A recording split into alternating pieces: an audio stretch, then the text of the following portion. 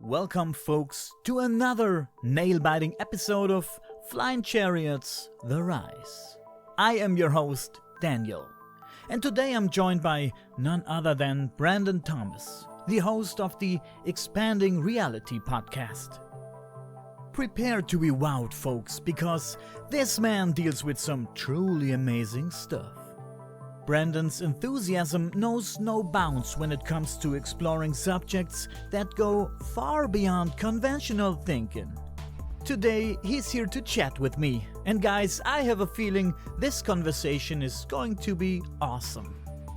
So get ready to do a deep dive into the territories of augmented reality with Brandon Thomas.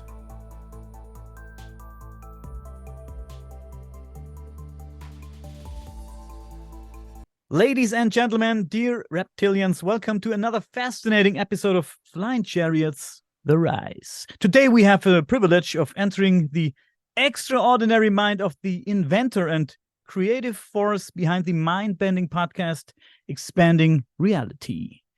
In the fascinating worlds of the Expanding Reality podcast, Brandon Thomas leads us down twisted rabbit holes, revealing a world beyond the curtain of our everyday reality, a world we can only begin to understand. With some amazing guests, Brandon, you explore UFOs, consciousness, healing, I think cryptids, astral worlds, and a host of other topics. Yeah, that challenge the limits of our imagination, so to speak. Today we're here to unravel the mysteries behind the man himself. What led Brandon to the edge of these rabbit holes, and what does it really take to summon the courage to dive headfirst into the unknown? So, Brandon, after this awesome introduction, please, if you don't mind, tell us a little bit more about yourself and how you got into podcasting and into all these crazy topics. First of all, brother, I am so grateful to be here. You're amazing. Daniel, dude, that was a wonderful intro. It's one of my favorites, to be honest with you. That was delightful. Yes, so I have had a wild ride to get to this point. I figured out, I guess, early on that it's all about perception. It's about the way you see things. I looked around in my world, my young little self, and saw that my parents were looking at things one way and these other people were looking at stuff another way, and I wasn't seeing any of this shit they were talking about. So it's been just sort of a perceptive mind fuck since then, and that's literally, I think, what's occurring here around us all the time, no matter what. This is a mental realm at some levels where you're just constantly, if not consistently, challenged by you and ping-ponged by other opposite versions of you that exist to play roles in specific ways, and it's a mind fuck. And I think that's the whole point of it. You look around, you see paradoxes everywhere, and it's just crazy. And so through that endeavor, I've been searching, man. I've got a pile of books all around me. I'm an autodidact. I've moved out of the house 2 days after graduation from an abusive household. There at the end, it wasn't abusive growing up. It just sort of, there at the end, it got a little shitty. And so after the final straw, I just moved out with just 2 bags and my guitar, that guitar back there on the wall, and just walked out, dude, and spent the next 6 years or so just on my own, walking around, living place to place. I took mushrooms for the first time in that period, experienced a lot of psychedelics and all of that in that time period, a lot of mind-expanding things. No needle drugs was my rule, and I stuck to that, pun intended, I guess, and I'm grateful that I did. So getting through all of that, or experiencing all of that, I experienced the book Conversations with God by Neil Donald Walsh, and that sort of opened me up to the unity consciousness idea and this idea of this new age way of thinking, which before that I was, coming out of the home I was, air quotes, home I was there at the end of it. It was a challenge just to see there was God in anything. And I was pretty atheist at that point, being raised Baptist, seeing what my parents turned into or what our relationship turned into that last year and a half of high school there for me. And then saying, well, fuck all of that.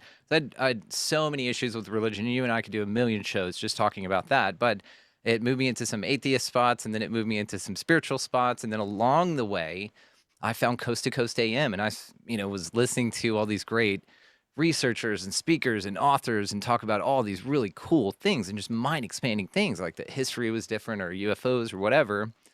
So that led me to just explore these topics. And then one day, my wife and I were driving in a car, and we took her car to the store, and there was these guys talking on the radio, what I thought was the radio. And I said, "What is this?" And she goes, "It's a podcast." And I said, "What the fuck is a podcast?" And she said, "Yeah, it's just basically where you can get on." And so I started researching this. I absorbed that show. That show was Last Podcast on the Left, if you guys have ever heard of it. We even went and saw them in Dallas when they came a few years ago. So it was at that point forward, I realized that there was a thing called an RSS feed, and that you could talk about any fucking thing that you want, and that you can gather people and maybe invite them to come talk to you as well about things that you find cool. Maybe they find them cool too. So I just started looking into that. I had a brief show with my wife and a few friends, a couple of friends, where it was just this real quick 50 episode thing. And then 2020 hit. After that, excuse me, I invited everybody back to come to the show that I was really ready to do something new. I spent months on, thinking about the name, and I had a green notebook full of all hundreds of names from people, authors, speakers, all of these people I heard on Coast to Coast, because that's what I wanted to talk about. I invited everybody back, and everybody said, "Yeah, podcasting was fun, but we don't want to do it anymore." I was like, "No hard feelings, no big deal, all good." I kicked off Expanding Reality January 28th of 2021. Yes, 2021 was the first show, and since then we just released. I mean, literally before I got on this call with you, I released episode 242, and it's been a wild, like, almost 3 years. It'll be 3 years this January, and it's just been wild, man. Since then, I've founded a publishing house. Now we're doing books, and it's fascinating. It makes so much sense. Now I'm starting events. Actually, we're gonna start doing in-person and live events where we get together and we talk about this cool shit in person. And I invite some of the guests that we've had on the show to come be speakers now at what we call an intimate conference. And you're walking around the woods looking for Bigfoot with us, talking to the people that I had on a green notebook 4 years ago, to invite on the show maybe. It's been a wild ride, man, and the reality has expanded, and I'm grateful for the name. It's apt, it's a verb. First of all, we're still doing it. It's expanding. It's continuous. We don't run our colors up the mast. I don't have like I could say that I have preferences based on just where I'm at now as far as what I think is most fun as far as what reality is, but I don't have a belief system or a structure wrapped around any of it. I don't know what the fuck's going on, but I like talking about all of it because I just think that the conversations are fascinating and the people are incredible, like yourself, man. This brought us together. Had I not have started some show and started some green notebook and just quit my job and started doing this shit, then we wouldn't be maybe sitting here talking, and I would have missed out on a cool ass dude with that badass shirt. I don't know why we're not talking about your setup and your shirt and how good you look and your whole production thing, dude. You guys are crushing it, man. But anyway, that's pretty much how it was up to this point. And now things are nuts. I'm coming right off of the edge of some huge apocalyptic thing for me. It was this fucking the darkest, deepest depression I've ever been in, man. It was 3 months long, and it was very just reoccurring fucked up thoughts and shit. But it gave me the 90-degree perspective from myself. This like Jacob's ladder ascension, juxtaposed view of like, holy shit. It felt like in Doctor Strange, whenever she hits him and like his spirit comes out of the back of him or whatever, that's what it felt like. But it was this huge hit. And dude, I'm not into new age shit anymore. And anybody out there listening, I'm not here to shit on anybody else's beliefs either. Because again, I don't know what's going on here. So I don't care what you believe. I think what you believe is fun. So just go for it. But I personally went down a real deep rabbit hole and went down the tunnel of new age philosophies and practices. And I really, really committed to it. And then I got to this point recently, about 3 months ago, that kicked off this hard depression cycle. And it was spirituality is just religion with extra steps. Fuck. And I'm like, I've already gotten to that, with religion. I'm like, shit, we already did all that, So whether this is true for others or not, whether you guys are getting what you're getting out of it or not, awesome. Like I've, again, no judgment towards anybody. I don't even necessarily subscribe to consensus reality, meaning that we're all in the same place doing the same thing. But like, so what you guys want to believe is fine, but it got me ripped out of this sort of unbalanced way that I was living. Now I'm glad it happened. Like on the other side of it, fucking tits, dude. Awesome. I'm grateful that I'm not existing in a place of imbalance anymore, because it was very disempowering. I was a very disempowered, powerful person. And what it woke me up from and shook me from was this, just like I said, imbalance. I was living this delusional fantasy where I was also denying the horrors of this place due to considerations that the new age, has wrapped up for you. They're ready to go. You got a contract. You wanted to come here and get fucked like this. Those women just wanted to get raped like that. The people who are in wars wanted to live in those kind of places because they signed a contract on the other side. And even like shit from my own past, and I breezed over my childhood, man. There's a bunch of shit, and we all have it. That's the thing. Is I know I'm not exclusive in this, but I'm just talking about it. But in all of this nonsense, I just sort of I saw in it. That's what collapsed for me. I was like, well, shit. It was like the tree that you climbed a tree to get away from a bear, and then the branch snapped. It was like, no. That was supposed to be what saved us. That was like the unity consciousness, right? The 5D. Like we're gonna ascend. If we just band together and all this. And I don't see it that way. I do see it as something going on, but inverted completely. There's a complete inversion on it, which terrified the shit out of me. And there's a lot of stuff we can talk about to that. But I'm going to pause to see if you have any questions for me because I'm ranting here for a minute. But yeah, that's sort of where I'm at with shit, man. No, man, it's a great story, a great life story. You mentioned depressions. I suffered from heavy depressions too, many years back, and it sucked me feel you, into a brother. hole, man. And I had to somehow pull myself out of it. I was popping all these pills. Nothing really helped. I mean, these pills just made me numb and Yep. just held me captive in my own head. I don't know how to put it in words. You Um, nailed it. some people, when I talk about depressions, some people don't know what a depression is and don't have an understanding how depression feels. I say, I don't know how to explain it. Um, think of a very big hand squeezing your brain all the time, squeezing your brain like a sponge. And yeah, you're not really able to think clear. Yeah, depressions, man, that really sucks.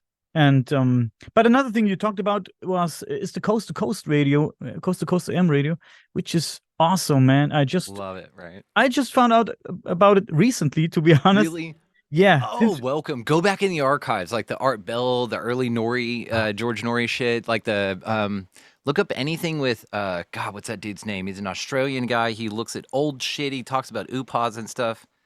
I'm gonna find this guy for you and send him to you. But please go ahead. I'm so excited that you get to see coast to coast because there's a couple guest hosts that I know that we could get you in contact with, man. yeah, awesome. Yeah, George Knapp, Stalkin, and I like the like it just you just mentioned him, Art Bell. I like the old episodes with the late Art Bell, putting me to sleep almost every night. I fall asleep with Art Bell. His voice was awesome, man, and the way he was thinking was awesome. I really, Yeah. I really do like that stuff. Another thing I remember that you just said is you have experience with mushrooms. Oh yeah. Well, that's Yeah. interesting. I never popped mushrooms. I only smoked a little bit of weed back then, and Mm-hmm. I always wanted to try mushrooms, but because of my depressions and I have panic attacks and stuff like that, still suffering from depressions a little bit now and then and panic attacks. I'm not sure if I can do it safely with the mushrooms, but I really want to have this experience one day. I don't know. Some people say that yeah, with the help of various natural substances, it's possible to glimpse behind the curtain of this supposed reality, mushrooms, DMT, and so forth. I'm a little bit skeptical, but perhaps the veil truly falls when, yeah, consuming these substances. Tell me about it. Man, this is a great. I love the way you ask questions. I'm with you on like the way you think things through. This is the beautiful thing, Daniel. I just wanted to tell you how grateful I am for this moment of hanging out with you. I will say this. I have experimented with psychedelics quite a bit. When I was 18, going through all my shit in high school, I had mind-opening things that like that year and a half for me from late junior year in high school to senior year and graduate. 2 days, literally 2 days after graduation. I had had the experiences. I was at home. It was physical abuse, stuff like that. So I was experiencing that. Then coping with it by running off, and I was smoking a lot of weed, which I loved. By the way, weed worked for me. If there's a natural remedy that grows on this earth that's supposed to be here and that's good for us, I think cannabis is the thing. And I've had several people who talk about it responsively, and who, have their shit together, as it were. I think it's just about whatever relationship you have with whatever it is you're doing. Do whatever the fuck you want. Just think about it, be clear on all sides of it, be honest with you, know your traps, and then engage in whatever the fuck you want. Like I said, that time period when I was out on my own and everything, I experimented quite a bit. And like I said, my rule was no needle drugs. And that was it. Other than that, it wasn't no anything drugs. I would try anything, just not in a needle form. So I was doing ecstasy and taking like a bunch of acid, like a 10 strip of acid, 10 hits of acid, and like ecstasy tabs. And they call it candy flipping. And the two together, I found, took the harshness off of the LSD, but still gave you all the poignant connectivity and the buzz. They lightened it up like mushrooms feel, but it was so intense, so much more intense than mushrooms. Same thing with the ecstasy. Now you've got MDMA flowing around, and now you've got this hypersensitivity. You've got this love, this amazing emotion, just endorphin, and you're coupling that with massive hallucinations and this feeling of connectivity, even amplified within the MDMA. So first time I ever did anything, weed, and it was great. And for all these people who were like, "Oh, you don't get high whenever you smoke," I fucking got so high the first time I smoked weed. I fell backwards on this bench that was in this backyard where we were doing it. They let the dog out. I love animals, so this dog came running over, and I'm in heaven because there's a dog there anyway. And this dog's licking me on the face. I'm laughing my ass off. It was one of the greatest get high for the first time times anything, and I got absolutely high. And I've loved cannabis ever since. Had a great relationship with cannabis ever since. So from there, though, just a year later, and still in high school, somebody offered me the opportunity to try LSD in the liquid form. And so I was like, yeah, sure, fuck yeah. I just turned 18. I got one drop on my tongue and one on a sweet tart, and then took that one immediately. For some reason, I have impulse control, so I just fucking took it. And immediately was, tripping pretty fucking hard for an 18-year-old that I wasn't ready. I had never cut a rip in reality and seen behind it like that. And it was very intense. It was very intense. And I started to really enjoy it. And then my cell phone rang, and it was my mom, and I had to go home, which sent me into what they call a bad trip. And immediately I was puking, I was crying. It was horrible. It's like the most horrible hell I've ever experienced mentally. And it was to experience that. Now, everything worked out in the wash, as it always does. From there, then, in that time, like I said, after leaving, I tried mushrooms for the first time in Huntsville, Texas. Now, in Huntsville, that's where the Walls unit is. It's a prison where they put people to death. And there's that in a college called Sam Houston State University. And that's it. Other than that, you do drugs there. And that's what I did. So I had just left that house. I moved an hour away from where my parents were, just as far as I could. I had no car. So I just kind of was where this guy was that I had an apartment with. I was at a gig because, again, I was playing everywhere I had my guitar, so I just played. I was at a gig at a place in Huntsville, and this guy was like, "Hey, you want to try some mushrooms?" I was like, "Sure." And I gave him $30. He gave me a bag, and there I had mushrooms. Got it. I didn't know anything about them. I didn't know how much. I didn't know what to do or anything. I go, "What do I do?" He goes, "Just eat them. Put them in Kool-Aid and drink it if you want because they kind of taste bad." I was like, "Okay." So I get back to the apartment. Nobody's there. No one.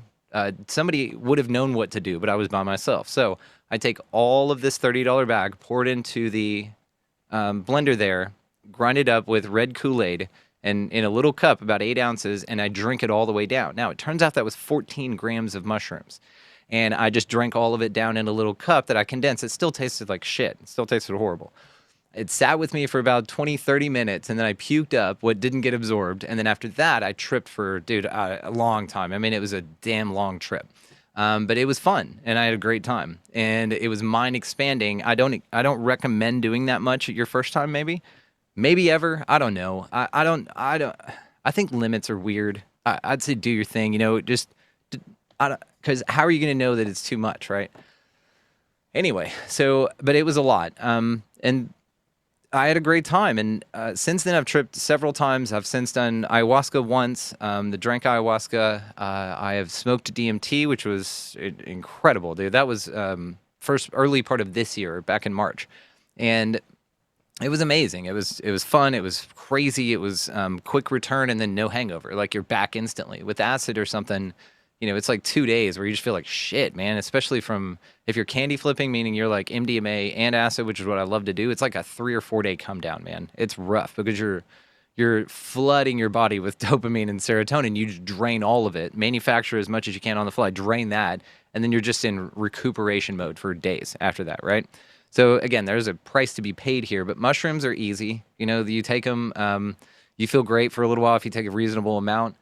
You see some shit, you have some fun, and then you stop, and that's it. Like there's no come down, there's no hangover, there's no none of that. It's just over. So I like the mushrooms for that reason. But since then, I've started to think very differently about entity attachments and what this place is, and that there's a realm that's hidden but all around us that is just waiting and ready for you to get into a state to where it can grab a hold of you and plant some sort of parasitic, implants in you and just start feeding off of you. So it's been this crazy thing on the other side of my depression as I got into this whole demiurge controlled reality, like it's an inversion in every way. And so when I started seeing it that way, I started looking at things like psychedelics because I already saw alcohol that way. I quit drinking over 2 years ago after drinking like every day for 20 years. Like I said, I'm German and Irish, so we can do it right. And so I just quit, and I even looked at that from what the Arabic word for alcohol is, which is spirit. You could see that there's a possessive quality that takes place into those that drink a lot, and you can see this. And so I didn't necessarily associate it with the other things because shaman wouldn't get you involved in that, right? I mean, no, it's mushrooms. It's different. Michael Pollan wrote a book about it. It's great about psychology and healing the mind, and they're not wrong. But I'm saying the modus operandi behind why it's functional could be an energetic exchange between you and something parasitic that's what you're doing, I've gotten to this place again with the new age scrubbing that I did with the archons and the aliens and just everything is archangels rather is like archons, it's just all the same thing. It just manifests itself as whatever, anything, it's that mud shadows, as Castaneda called it. It's all of this. And it's all tailored to you. It's you could say it's malevolent, you could say it's benevolent, but I can't determine that for now. For now, I don't think it's has your best interests at heart directly. I think that you're a product. I think you're an energy source for something that you're unaware of. Like you're a food source for something. Is how I feel now, but that could change. I mean, I change my mind on this shit all the time. So yeah, that's kind of how I feel about it now. The last 2 times I took mushrooms, I did microdose, which is what I'd recommend for you to start, honestly, if you're going to start something, a little bitty, tiny little capsule and see how it makes you feel. I got anxious as fuck, but I'd never had that before on mushrooms. So I can't say that it's going to be your experience. I'm only going to say that the last time I did it, the last 2 times, I took a regular, normal 3 to 4 gram dose. And then I felt anxious as shit and didn't like it. And then also the next time was a microdose and felt anxious as shit and didn't like it. So I have not done mushrooms since. And it was just, maybe it's like, okay, well, I got what I needed out of mushrooms. They're no longer necessary for me, sort of like alcohol. I got what I needed out of it. It's no longer necessary for me. Therefore, I'm not welcome in that realm anymore. So therefore, I don't want it, right? Inherently, if something makes you feel like shit, you're not going to want it. And so maybe the mushrooms were saying that. Maybe they were like, no, save us. Daniel needs us more than you do. And we've had our time together. I don't rule any of it out, which is what's crazy because, again, it's paradoxical. You don't have a answer one way or another. You just have options of experience and how to interpret them. And then you could interpret them a completely different way and it would be correct. It's wild. That's wild. I love how enthusiastic you are about this topic. And I love how open you can talk about it. I can already hear the police choppers here in Germany, especially here in Bavaria. Yeah, they're fucking with us pretty much, man, when it comes to stuff like that. Did you just call some of these trips, maybe I got that wrong. Did you just call some of these trips an inversion of reality? Yeah, or what is connecting with you, an inversion of what's connecting with you. So I'll take you back to a question I asked on the show about aliens a long time ago. So I was early on in the show. I've always kind of, by the way, I'm proud of myself in that I've followed sort of this thread of intuitiveness. Because I've always asked, what if it's jinn, right? Which jinn is just another name for archons or blue creatures, the Ayurvedic, and they basically can, again, shapeshift into anything, whatever. So I've followed this thread throughout the show, and I've just been sort of like, what if it's this thing that's one thing? And then I'm like, nah, it's fucking aliens, future humans coming back in time machines, right? But now it's kind of been woven into the show anyway. So along the way, I've asked questions like this to people. I've been like, let's say Dr. Michael P. Masters on. He's amazing. He wrote a book a while back. He's written another since then, I believe, called Identified Flying Objects. And he's a biological anthropologist. I mean, of Montana, Butte, Montana. and Montana Tech University. Dude wrote a book that, from an anthropologist's perspective, that if you look at what is reported as the entities that are making contact with these people, then if you scale it up, then it's us in the future. You know, you can extrapolate this bipedalness, which is very interesting. The one head, one torso, two legs, two arms kind of a thing. That's not endemic in nature, and it's definitely not the most efficient. And so human beings either aren't from here or they're not supposed to be here, kind of a thing, right? Because there's so many challenges in just being directly upright and bipedal, right? It's just not efficient. If you were going to design something, a squid actually is fucking remarkably efficient. So, or an octopus or something like that, cuttlefish maybe. But if you look at it from that perspective and then you scale as out, then you're like, okay, well then maybe it is us from the future. But let's say that you then combine the stories of contactees that say, okay, well, they told me that they were from Zeta Reticuli. So that means that they're from this star system over here. Well, what does that say to us as the people listening to the story? Number one, that space is real and that you can traverse it, right? It presupposes all these things in one. Space is real, you can traverse it. It's a place one can traverse, but what the second initiation here is that implication rather is that it is a place you can go, but you can't go there because us humans don't have the technology. It's a technological way that can be achieved, but you don't have it.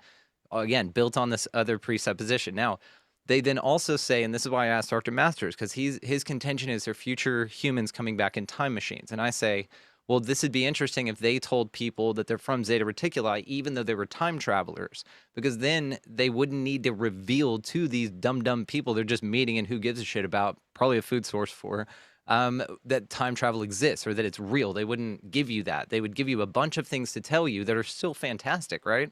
But it would lead you so far off the trail that you're looking in the complete opposite direction. They can shoot off, no problem, right? And this is where we get into, again, this idea that it's all hidden in plain sight, all of it. Like, but also there's sort of this understanding or observation, whether it's an understanding or not, that they sort of have to, whatever they is, has to tell you what's going on. This revelation of the method, this symbolism that they use in everything. And I'm not sure if it's code built into the system to reflect that that's what the mechanism is, or if it's just a signature, or maybe that whatever they is can't help but be like a little showy and flashy, like it can't help itself, and that's like endemic of its personality or of its qualities. I don't know. But what I'm saying is that all of these things presuppose that one idea is correct, that space is there, time travel doesn't exist, to the people that the people lied to, the space travelers lied to, right? And all of these other factors. But again, it keeps them away from the biggest thing, first of all, is within yourself, like these answers within, because it gets your mind so far out to places like you can't even fathom. And scientists are constantly reminding you, mainstream scientists, that you can't fathom how big the universe is. Like, and that makes you so small, right? But what it does more is it shoots your focus out somewhere else, and it, you know, gives you these ideas that something outside of yourself is more powerful or anything like that. So again, it's a perception management campaign through and through. I think this entire place, again, it's a mind fuck through and through. But if we're talking about, I think what you were asking, I got derailed, but what were you asked me about aliens and what I thought about them, is that right? My question was if you really think that some of these trips are Oh, an yes. Here we inversion go. of our Thank you. reality.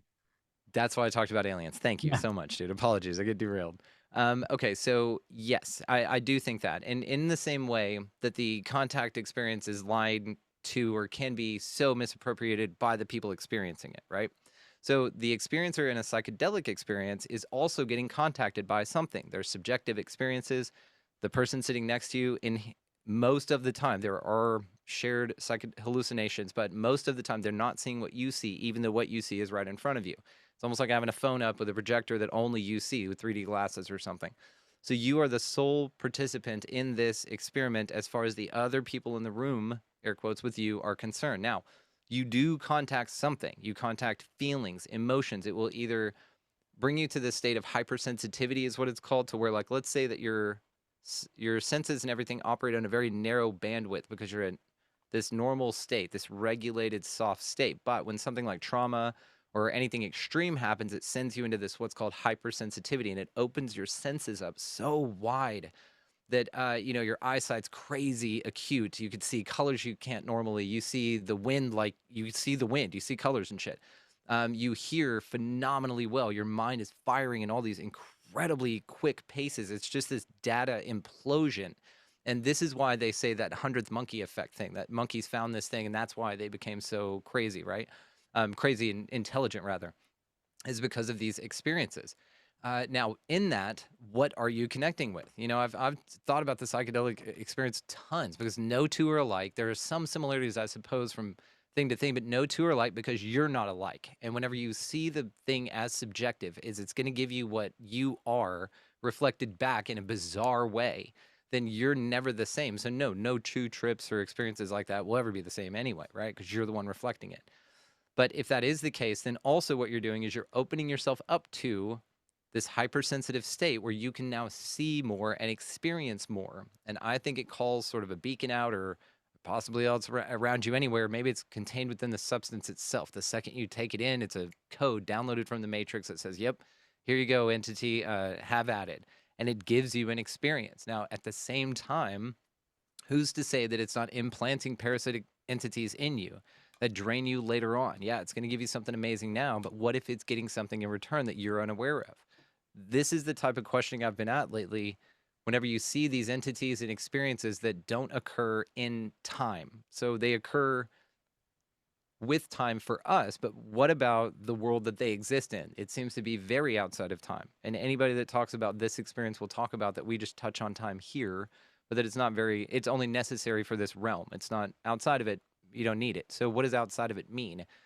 It's hard to explain because we experience time, but outside of it may look like entities looking into a fishing pond, okay? And the fish in the pond is you every split second that you ever track, and they can track you. There's entities, or whatever, maybe you have guardians, maybe you have keepers, maybe this. And I saw you had Michael Horn, and maybe Billy Meyer had just a specific thing with those specific entities, and those are the ones tracking him. Now, maybe for some, it's an angel. Oh, you've got your guardian angel. Cool. I've got Archangel Michael. Dope. Well, the Archangel is Archon, allegedly. So just, again, ask questions. And so maybe this Archon can zoom into the pond and see every little move you're going to make. Now, if you think about it from that perspective, that these, whatever they are, linked to psychedelics, linked to entities of any kind, guys, then what they can do as one force appear to you as any of those things, and then also track you through time. They could see probabilities of your future. And so, especially when they're tied to you in a parasitic form, right? If they're that parasitic mind of that entity is the one sort of driving you, for the most part, really burrowed down into your subconscious. So if you then look at this, because Daniel, when I was through my depressed part, man, what I was picturing was an entity that was coming out of my back, okay?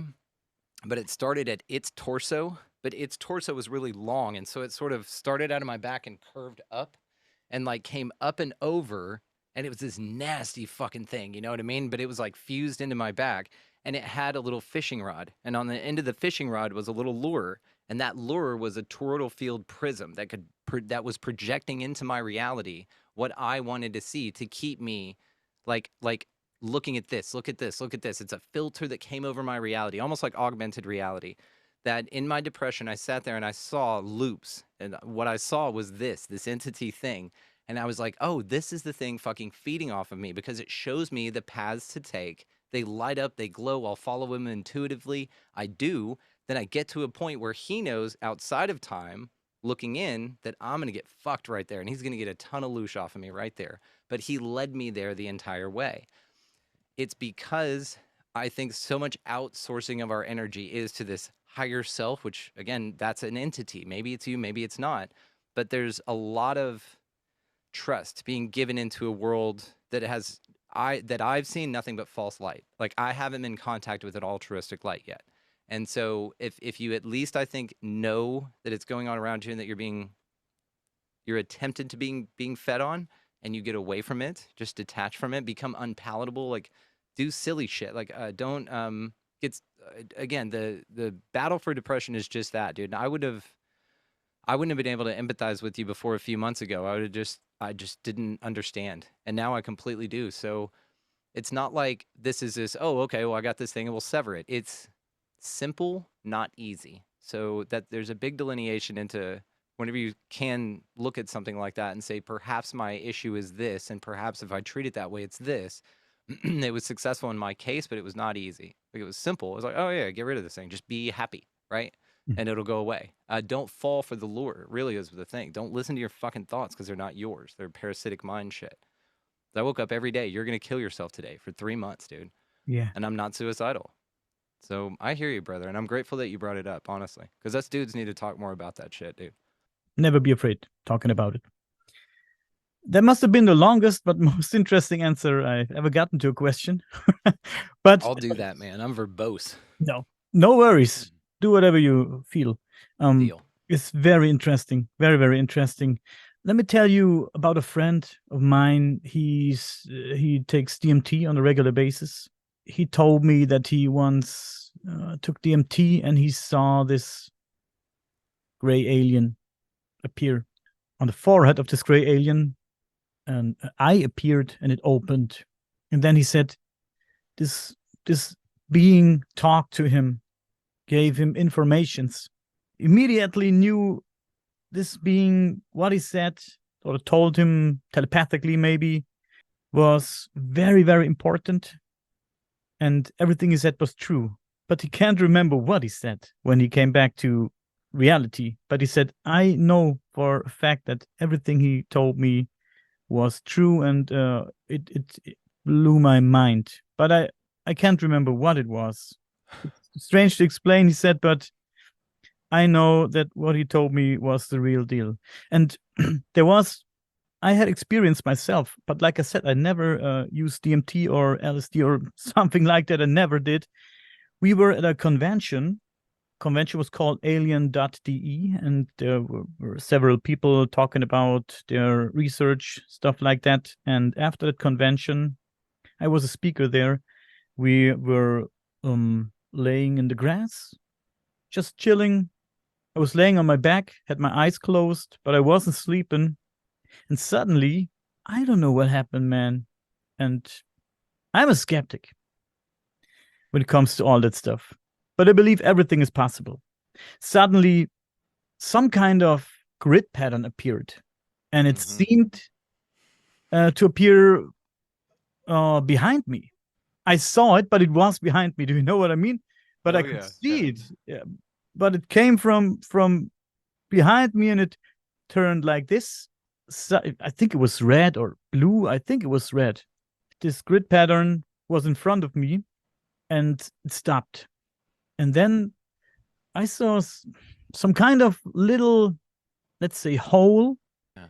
And but I kept my eyes shut because I was curious what happens next. And I saw this hole appear, and this hole got bigger and bigger. And suddenly I saw something like straight from a science fiction movie. I saw some scenery that looked like, let's say, a town. I saw people, or let's say beings. I don't know if it was humans or beings walking around like in a busy city, walking around left to right, right. And I saw this window right beside me to my left. I saw this window, and there was a being, and it had a long neck, no chin, and the head looked like two plates stacked on top of each other. Wow. Like a discus. Like a saucer, yeah. Yeah, like a saucer. Yeah, like a saucer, and it had some strange things on its head, like not horns, but I can't explain. And it's small eyes and a small mouth, and it was looking at me like that. What is this guy doing here? Yeah. It was Did he give you curious. the, like, what are you doing here? Yeah, it Look. was like it was not mad at me, but this guy is suspicious. What is he doing here? And he's looking at me, just looking at me, staring at me. And then I opened my eyes because I was scared a little bit because I never experienced something like that. And my guys who were with me, I told them a few days after that, I told them what happened to me. And they said to me, this is exactly what happens on a DMT trip. Yeah. And I said, fuck you. I never did DMT.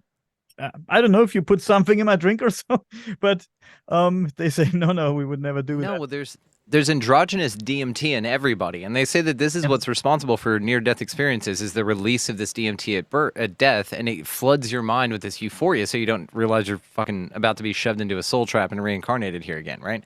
But if that's the case, then what you experienced may have just been an androgynous DMT drip that you got, man. You just got a punch of it, closed your eyes, and it happened. And now think about that. How many excited states do we stand there and close our eyes in? So how often maybe are you experiencing this, but you don't think in an excited moment where there's a lot of action, where visually you'd like to take part in, is occurring? Why would you think to sit there and close your eyes? Maybe there is a break in that where you're connecting with something, but again, it's a non-obvious, it's an inversion, right? The key to that would be inverted and counterintuitive at that point to shut your eyes at an amazing time. So it's interesting too, whenever you think about vistas and you go up to these incredible places and you find these beautiful places in nature, and what do? You stand there and you look out, right? Well, what if you stood there and you closed your eyes? Like what would that vista be? What if there's a different lookout point to be experienced at that exact physical location that you are missing simply because you're looking?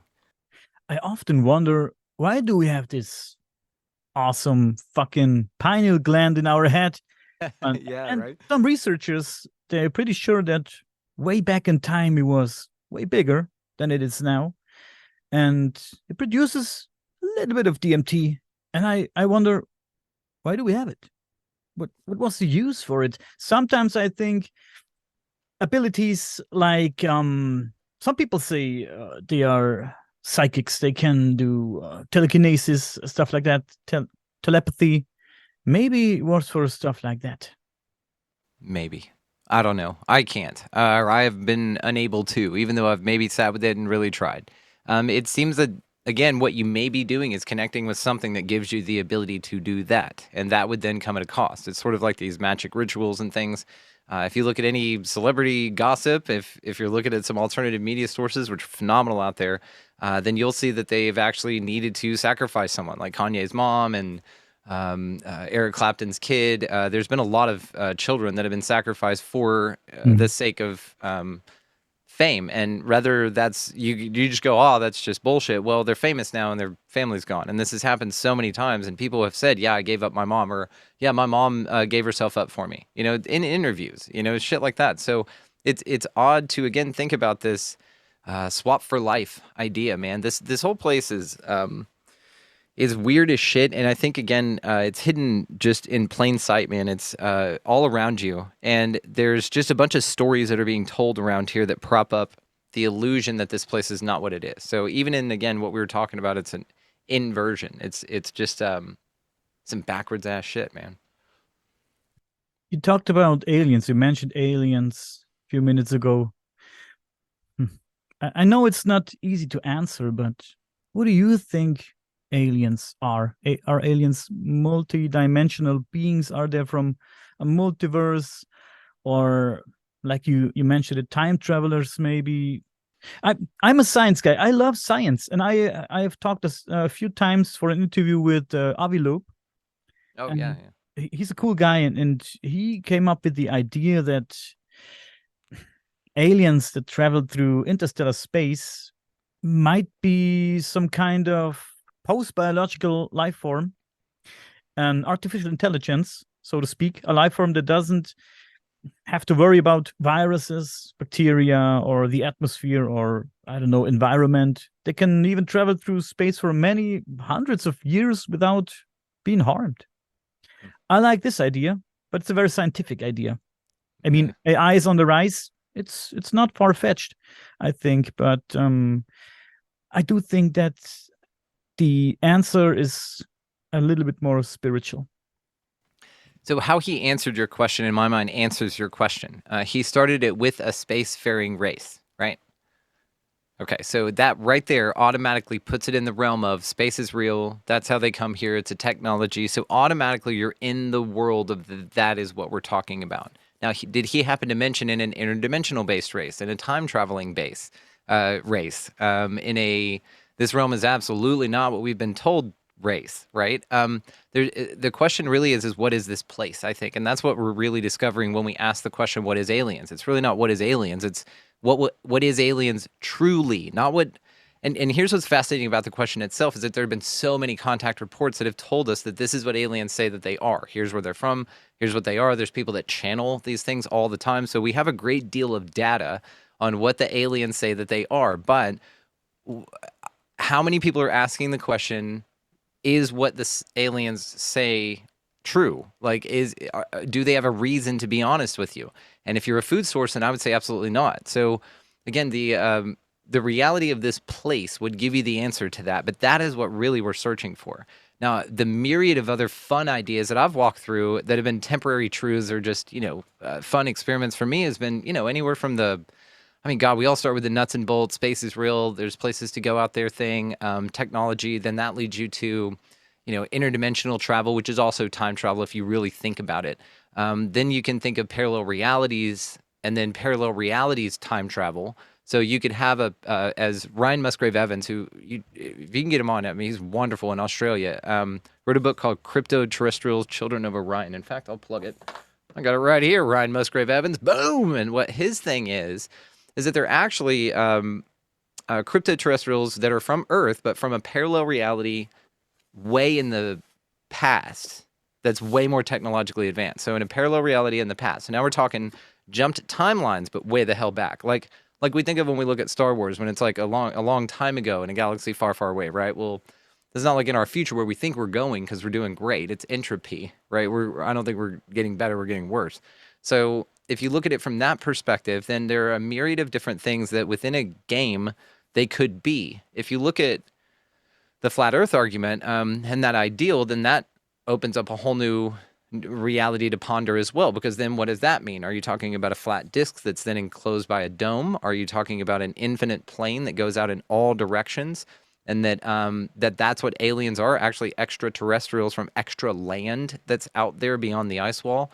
And then in the sense then they wouldn't need to tell you that they're from Zeta Reticuli. Maybe Zeta Reticuli is the name of their continent, but it's not the star they pointed to. That's the star they navigate to get past the ice wall to get to their continent called Zeta Reticuli. There, again, is a lot of interesting things when you look at this. Maybe stack time. Maybe time exists underneath our feet. Like the next level is literally if you can burrow down low enough to the ground, you actually pop up in a reality that's later in time. And if you could do that, then maybe you can do that all the way through time. And maybe there are time tunnels that exist in this stacked time theory. And if that's the case, maybe you just hop in an elevator and you go in one. And that's what these UFOs are, maybe. And they're just time traveling craft. But the function of this reality is what's different when we start talking about things in that conceptualization. So it's all philosophy. And, again, it's simulation. Could they be archons, just one thing posing as all these different things just to fuck with everybody? I think that's honestly the most likely scenario. But I like all of it. I think it's all fun. I love all of it. I think, like I said, it's all fucking awesome, man. It is. Definitely it is. And again, I like how enthusiastic you are about all these topics. Very refreshing. I'm obviously in the right profession, right? I'm doing what I love. You do. You are. Definitely. And that's good, man. Let's stick with the aliens for a while. I saw on your channel, I saw that you had a conversation with Dr. Irina Scott and Philip Mantle about the Pascagoula case. Love them. Yes, love them. Have you had them on yet? Yes, it's an extremely exciting case, and I've also interviewed both of them. Yeah. This case, when I first heard about it, I was very skeptical, and I saw all these drawings and shit, and thought to myself, what a load of bullshit, man. But then there's a twist. But then I interviewed Kelvin Parker in person, and I was surprised how down to earth and, let's say, fundamentally honest he seemed to me. He really seemed to me like he was a very, very honest person. Of course, that's my subjective feeling, but he seemed very credible to me. And when I spoke to him, he had just finished chemotherapy, and his tongue was very swollen. Yeah. People he recently died. Yeah, he just passed. Yeah. So it wasn't easy for him to talk to me, and yet he did. I will always be grateful for that. Anyway, when he described the incident to me, I could visualize everything as he spoke. And by the end of the conversation, I was sure that I talk to someone who had really experienced something fantastic and strange. Yes. So, what are your thoughts on Calvin Parker and his case? I think they definitely experienced something crazy and strange. I agree. And then there's new reports, like Dr. Irene Scott pointed out in the updated book, Beyond Reasonable Doubt, about Pascagoula, her and Philip Mantle that you just mentioned, put out, and it's about the people across the water from them. I forget the name. There was a couple across the water that was also abducted by the same entity. She remembers seeing it swimming across the water, and then one getting out. It's a wild case for sure, but so many corroborating witnesses as far as some radar tracking that was done, as well as some people that reported from the bridge that were identified the correct driving direction, as well as the correct orientation to where they saw these exact description of the lights that were, um, relayed by Parker and Hickson. And it's sort of this fascinating case, especially then when you factor in the beings that came out of this damn thing after them. And I think that it was Hickson or Parker. Hickson in his book about it talked about that he thought that they were there specifically for them. But what was interesting is that was their second fishing spot of the night. They went to a one, and then that one they stayed at for a little bit, went to this other one, and that is where they ended up going or having this encounter. So again, it's odd. The beings are fucking weird, man. Like you said, they have like legs, but pedestal legs. They have these weird claw hands, and the whole thing, the whole amalgamation is like some director, like Mengele, creature or something like that, interacted with them. But they also reported it as being very robotic, so very just methodical. Very, yep, this is what we look like. Yep, that's what we're doing to you right now. Spoke nothing to them. There was a woman that they interacted with later on the ship. They were both injected with something. Both had marks that portrayed this, and so the whole case is fascinating when you look at it, because what was that? The other thing to this as well is I don't doubt that there are entities and that there are crazy things happening here that can morph into anything and do all that, but the governments of the world are also either them as well or absolutely in bed and the control arm of these entities in the physical. They're sort of like the bass guitar in a band, right? It's the bridge between melody and rhythm. So you need something to bridge the gap. And governments are sort of this bridge between the food source and the archons. And if that's the case, then the governments have their own motives, their own technology, but also they're invested in this idea of the archon's image, or the aliens or whatever they are. And this is why when you hear reports like the Granada Treaty and Eisenhower meeting with aliens and shit like that, you're like, yeah, I've speculated that maybe what happened in Roswell or any other time is that Roswell occurred. It maybe was a drop of an AI virus, okay? Literally a parasite that is AI that can interject with a biological host anytime it comes in contact. It's sort of like spores, okay? So let's say that something crashed out there. The story is the story. Even if you go with Max's story that he took the debris over to the Roswell Sheriff's Department, but it actually crashed in Corona, all these things. Then when you go from there, maybe when the governments and the military and everything showed up, it's this AI that infected them. And then you see this crazy takeover of all of these lizard turds essentially in governments. And who's to say that that's not what occurred? And that's what aliens are. It's more of this, less of this huge, big craft that's flying around and everything, but more of a microscopic being that can go in. And when that occurs, it can apprehend your consciousness 100%. It will project huge craft flying in front of you, but they're not real because they don't need to be real because it's already, all it needs to do is apprehend your consciousness. And so if that's the case, then, maybe that's what's going on with this whole damn place, that it's just everything's infected with something. They all play off of each other in some weird fucking way, and we're unaware of it. And it's all just mental projections of a holographic universe, like Michael Talbot talks about or something. But if it's not that, and it is just things walking around, then what's the motive? If they have to hide, and they're only talking to governments in secret, and then they're scooping Bubba up on the ranch and then mutilating some cattle, what is that about? If you look at the work of Bud Hopkins, I've read 2 of his books this year, Intruders and Missing Time. And both, I love Bud Hopkins, honestly, as the take that I do on it, very speculative, skeptical, and then like calls them intruders, calls it a violation. It's a violation of your sovereignty. I used to say, well, what if at a level they're you at a higher state and they're manifesting here, so it's okay if they fuck with you because it's just you. Shut the fuck up. You know what I mean? It's still a break in sovereignty, I think. And if something's got to hide from you, apprehend your consciousness, make you think it's something else, then I don't know. It's either too terrifying for you to encounter, so they do that as a way for you not to just your heart to explode and you to spontaneously combust at what their real form is, or it's something some fuckery. You know what I mean? And I don't trust any of it. So that's kind of what I think aliens are, to be honest. It's mind blowing.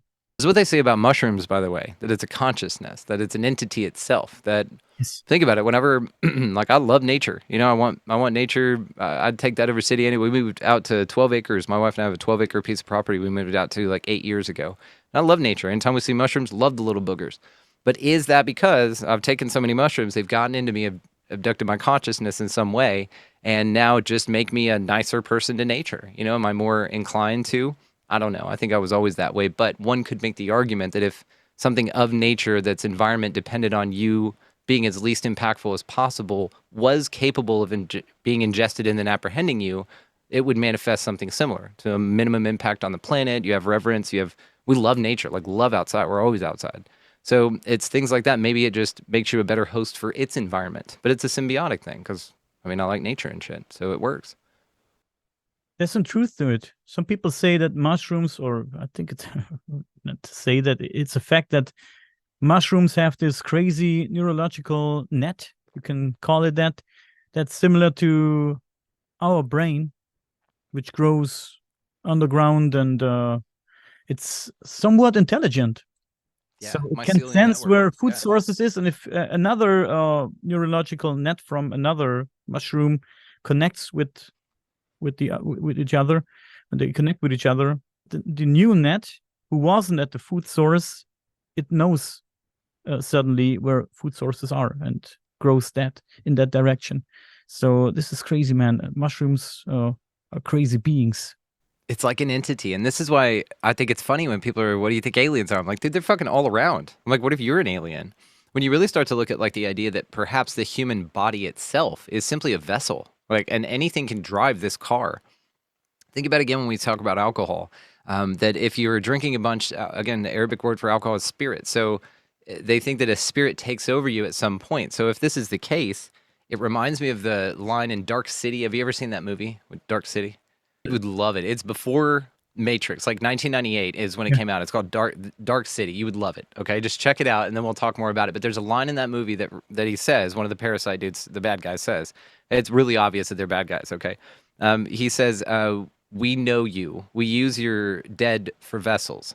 So like what is that about? Like are they getting in here and driving you around at some point? And is that what aliens are? And then if that's the case, what are any of us? Or any of these things just suits in a game, just like what was that thing where people run around Grand Theft Auto or something? Well, you don't know that all the people even logged into that game are human. What if it's a reptilian playing from outer space or something like that, you know, and he's just playing this character? It could be equivalent like this. It could be this being that's inside of all of us driving. Like there's no reason to think that we look anything like this in any other place other than this. So it's interesting then when you start to think about like the Karens or these lizard turd people running the government and shit like that. Are they just really inhabited by drivers who are driving the vehicle around that is under that thing's control, whatever that is? And if that's the case, then you think about cloning and shit. Now you're just cloning an army of vessels for negative entities to come out and, you know, propagate this nonsense, right? So it gets interesting when you start considering things like that as well, where you're just simply a vessel and that you are technically an alien driving this little human suit around. You know, this is your UFO. I think we are a vessel, actually. Yeah, I think the consciousness is the being that drives this vessel around. The consciousness sure. is attached to this body right now, but it doesn't need this body to exist. That's my belief. This is my belief. I'm not a spiritual person, but I do think that if we die, it's just the body that dies, and something else is still around the consciousness, and it goes someplace we don't know about. And Hopefully. hopefully, yeah. I sometimes wonder, since we talked about aliens, whether people like Eric Van Daniken are right with the theories that we have been visited by extraterrestrial intelligences since the beginning of time. And if so, why do they visit us? And did they take people with them back then, as they perhaps do today. So people get abducted. Was it the case back then too? Or animals? Let's think of cattle mutilations. Some people say it's the government. It's not aliens or something else. Some people say it's the government. I'm not sure, man. We have this researcher here in Germany. I think he's the only one who's researching on mutilations in Germany. It's not a big thing here in Germany. And he told me that there once was a cow was found and it only had a little hole in its hoof, a very small hole in its hoof, and all the organs and the blood, it looked like it was, yeah, sucked out of this one little hole. So it was nothing inside this cow anymore. And they don't find blood around the cow. Sometimes if organs are still inside, there's a little bit of blood inside the heart chamber, but this blood does not contain any stress hormones, which shows that this cow never saw it coming. It's strange, man. It's strange. It is strange. When people say it's the government, there must be a very strange technology behind it, and I don't know, and a strange reason. What if it's a cryptid? What if it's like some giant being that we haven't seen that could be invisible or blend into the ground and just phase underground and then just comes up, grabs a cow, goes back down, kind of a thing. That does have this. It's not necessarily a technology, just a hunting advantage that it has, and it's something that would obviously be crazy and that we'd never seen. The other thing would be that, yes, maybe it is a government operation, but it is done with technology that we as the people think we are so far behind, but I don't think we are at all. I think that, and even us, we can joke, oh, well, the government's 50 years ahead of us. I think if you bump that up a few thousand years, maybe you're close. I think what they give us is bullshit. What they give us is knockoff technologies of things that we can find in 100-year-old videos. That's what they were doing at the end of, the 19th century and shit. So it's bullshit what they give you. It's just repackaged as new. And so, again, I think that you're constantly left in this, oh, well, one day we'll technologically. No, we have all that shit right now. It's the idea that we don't that keeps people stuck in these limitations. And again, it's the same to the contactee that believes that it's not time travel is how they're getting there. They're getting there because they have a ship that's better than yours and it's way far away and you just can't go there. So nana boo boo. But what if it's not the case at all? And again, what if these cows are mutilated by the government? It's just a technology that absolutely they have. They absolutely have this because, again, to say that the government is not just simply a manifestation of a bunch of humans that are driven by archons in the back is to deny sort of the whole opportunity we have here to see it that way. And so in that case, a skilled archon with human fingers and hands that it was really used to driving could absolutely, perhaps with some technology, skill, and knowledge, do that to those creatures in an environment in which it could work, drop them there, and then what's that do, right? It maybe sends a message. Perhaps there's sort of benefit to whoever's doing that to do that. Maybe they do need it for some DNA or some bullshit. I think that's bullshit too. But the whole thing, I think, again, is a mind fuck. It fucks with people because we hear stories like that. We're like, what the fuck's going on? And then you hear stories like in Intruders where people get abducted, sort of like the Andreas Phyllis Boas case in 57, I think, 51. And he got abducted, this hot, weird alien chick with awesome tits, like got on him and rode him until he came, right? And then they dropped his ass off and bounced. But you hear about stories like this where these high intelligent beings come down and they have this breeding program that's exceptional. And this is why they need you. And they get this man and they get him down there. They strip him all down. He's in this elaborate thing. This sex fucking alien thing machine comes out. She's got a weird face, which again, nice rack. All of them have great racks. That's the story. They all have banging, bouncing titties. She gets on, she does her thing, gets off, walks off. And then an alien looks at the dude pissed off. And he goes, and they're telling Bud Hopkins this story. And they're like, Bud, I didn't know how to tell the guy, but I thought they knew, but I had a vasectomy like 5 years before that. So there was nothing in there for them to get.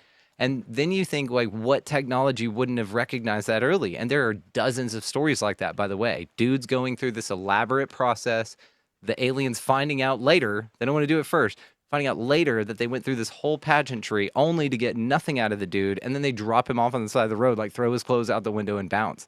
There's many stories like this. But like, how can you not scan the human body and know that, right? What sort of clunky ass bullshit is this? I think it's silly. Yeah, Like, because it appears threatening and awesome, but I don't think it is. I think it's dumb. yeah, because we would do it straight. Yeah. Not this whole elaborate, like, I don't know how much space fuel costs or how much their little beings, are to employ for a mission, but it's got to cost something, right? Or am I viewing it as a human where there's a collateral cost to this thing, and it needs to be expenditures? I don't know. It doesn't seem utilitarian to me is all. You know what? I enjoy speculating about the possibility of whether there are portals. Oh, And I I love think that. about missing 411 cases, and you named it right now, alien abduction cases. I love to speculate about portals, perhaps utilized by beings from other dimensions, who knows, or planets. The idea that there might be hmm, multiverses is also an intriguing thought. But portals, man, let me tell you the story. There's a mountain that stands half in Germany and half in Austria.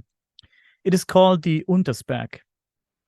Many myths around this mountain involving dwarves, giants, and most notably time anomalies, and people would disappear there without a trace. I personally know people who have been there and experienced such anomalies. And they told me the story. Clocks go haywire and people vanish for many hours.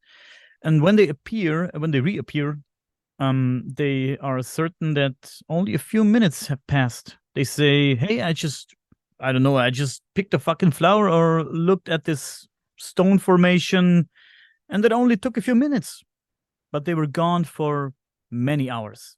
Yeah. Yeah, I know people that have been there, and after he came back, he called me and said, "I took several watches with me, including my cell phone with the clock on it," and he said, "Man, I got scared at some point because each one of these clocks showed me a different time, and I was No. fucking scared. It was in the middle of the night, and I didn't know if it was 3 o'clock, 2 o'clock, 4 o'clock, 6 o'clock. I don't know. It was dark and it was raining and it was stormy." And he said, "I had to use my phone, and fortunately, I had a good reception." He said, "I had to use my phone and call a friend of mine in Germany, and I had to call him, and he told me what time it was. Otherwise, Which clock was right? the cell phone clock Okay. was wrong." Okay. Yeah. Interesting. So all the other clocks, and Digital and analog mix, like you had a watch and then like a wind up watch and then a digital watch, right? So I bet he did that. Yeah. yes, he took uh, Multiple sources. Yeah. digital watches and analog watches with him, and that's Whoa. strange, man. And like I said, there are many myths surrounding this place, and there was a group of people. I think it was in the 70s or 80s that gone there, and they came with their car and parked their car on the foot of the mountain, and they disappeared, and they haven't been found for a few months. And a few months later, they were found in Alexandria, Egypt. What? Yeah, I mean, Were I they can dead? I can confirm the story, but it wasn't in a newspaper back then. There's still newspapers in digital form around where you can look the story up. And Were they still alive or were they found dead? no, they were still alive, and they had no clue how they got to Alexandria, Egypt. And the strange thing is, people said, "Oh, you're liars, and you traveled there, and yada yada." I mean, it was the 70s or 80s, and the car was found on the foot of the Untersberg. These guys' car were found, and I think it was three guys. I'm not sure. Don't put me to the test. I think it was three guys, and strange thing is their passports have been in the car. So how do you travel without your fucking passport, especially to to Alexandria? So that's a crazy That's story. bizarre. It's bizarre. You can, I'm sure you can find the story online somewhere. And if not, I will try to find it and send it to you. I found not too, I think 1 or 2 years ago, I did a podcast about it with some guy, and I looked up the pictures and the news reports. People, of course, said these guys are liars and this and that and yada yada. But like I said, That was how do you get to Alexandria without your well, passports? while we were talking about this, there's a hiker that I heard of a while back in the US actually that was hiking around, I want to say in Michigan or in Pennsylvania, something like that. And he teleported to Michigan. There was a search party sent out for this dude. He teleported hundreds of miles, same thing, missing for, I think it was 6 months. And traveled that entire way, has no idea how he got there, and it's totally cool. Isn't that wild? It's wild. I So don't there's know. another story like that. I was attempting to look it up on the fly here, but I'm not seeing it. Do you think it's portals, or could be the missing time phenomena could be involved, or maybe it's the It's same? I don't know. And that's the thing, right? I used to think that missing time was an indicator that something cool was going on, and so it was a thread that you tugged on, right? So it was that, hey, you're being invited to participate in something really, really awesome that you're not really ready to handle for outright yet. So we're going to give you a little piece of something that's going to drive you mentally nuts in a good way. Like it's going to make you go, what happened at that time? And you're going to investigate and you're going to get to come to your own conclusions. And then we're going to reveal ourselves as what we really are, which is why we gave you the missing time, right? That's one way of looking at it. But missing time in itself inherently means that you were roofied, essentially. You know, you were treated as Bill Cosby. You know, these are the Bill Cosbys of aliens going around roofing people, picking them up, doing whatever to them.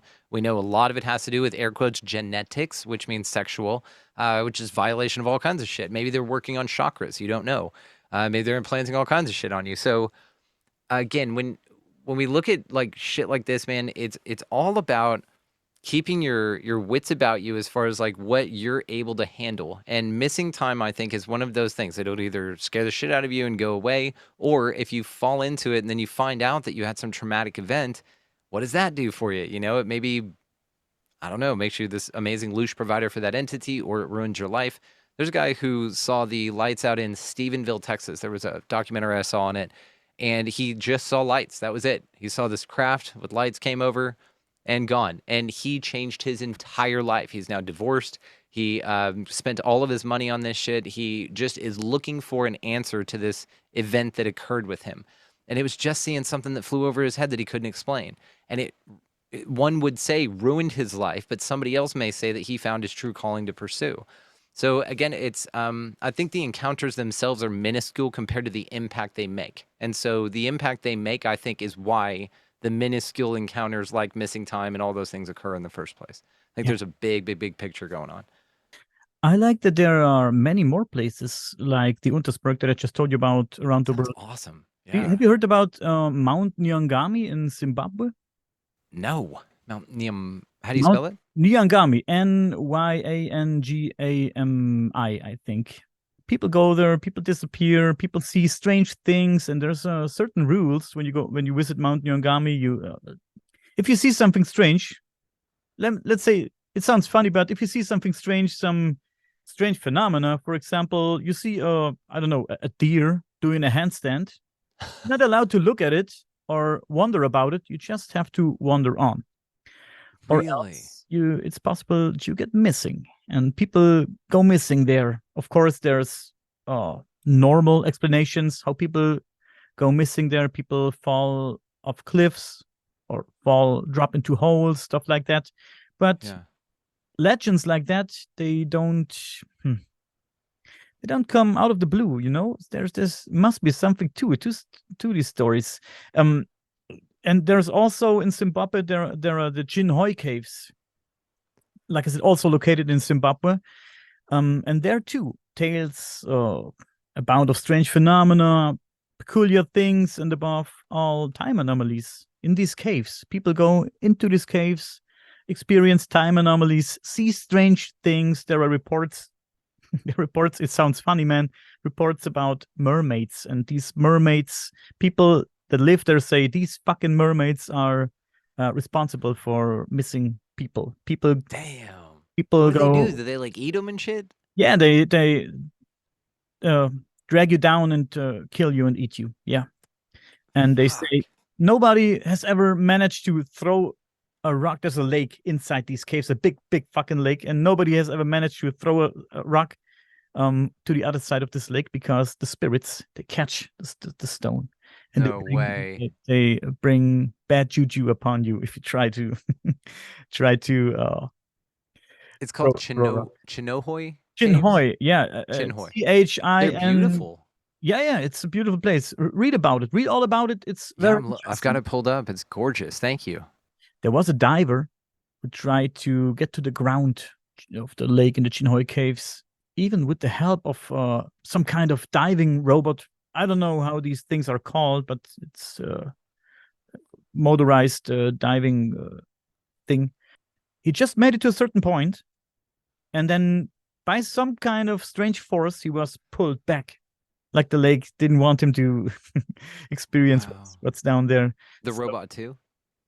the robot was stuck in the other direction, like downward. Wow. So these are stories, man. I can confirm these stories, but of course, How much fun is that though? it is fun. Yeah, it is fun. And this guy, he said, "I'm coming back and explore these caves again. I will make it down there."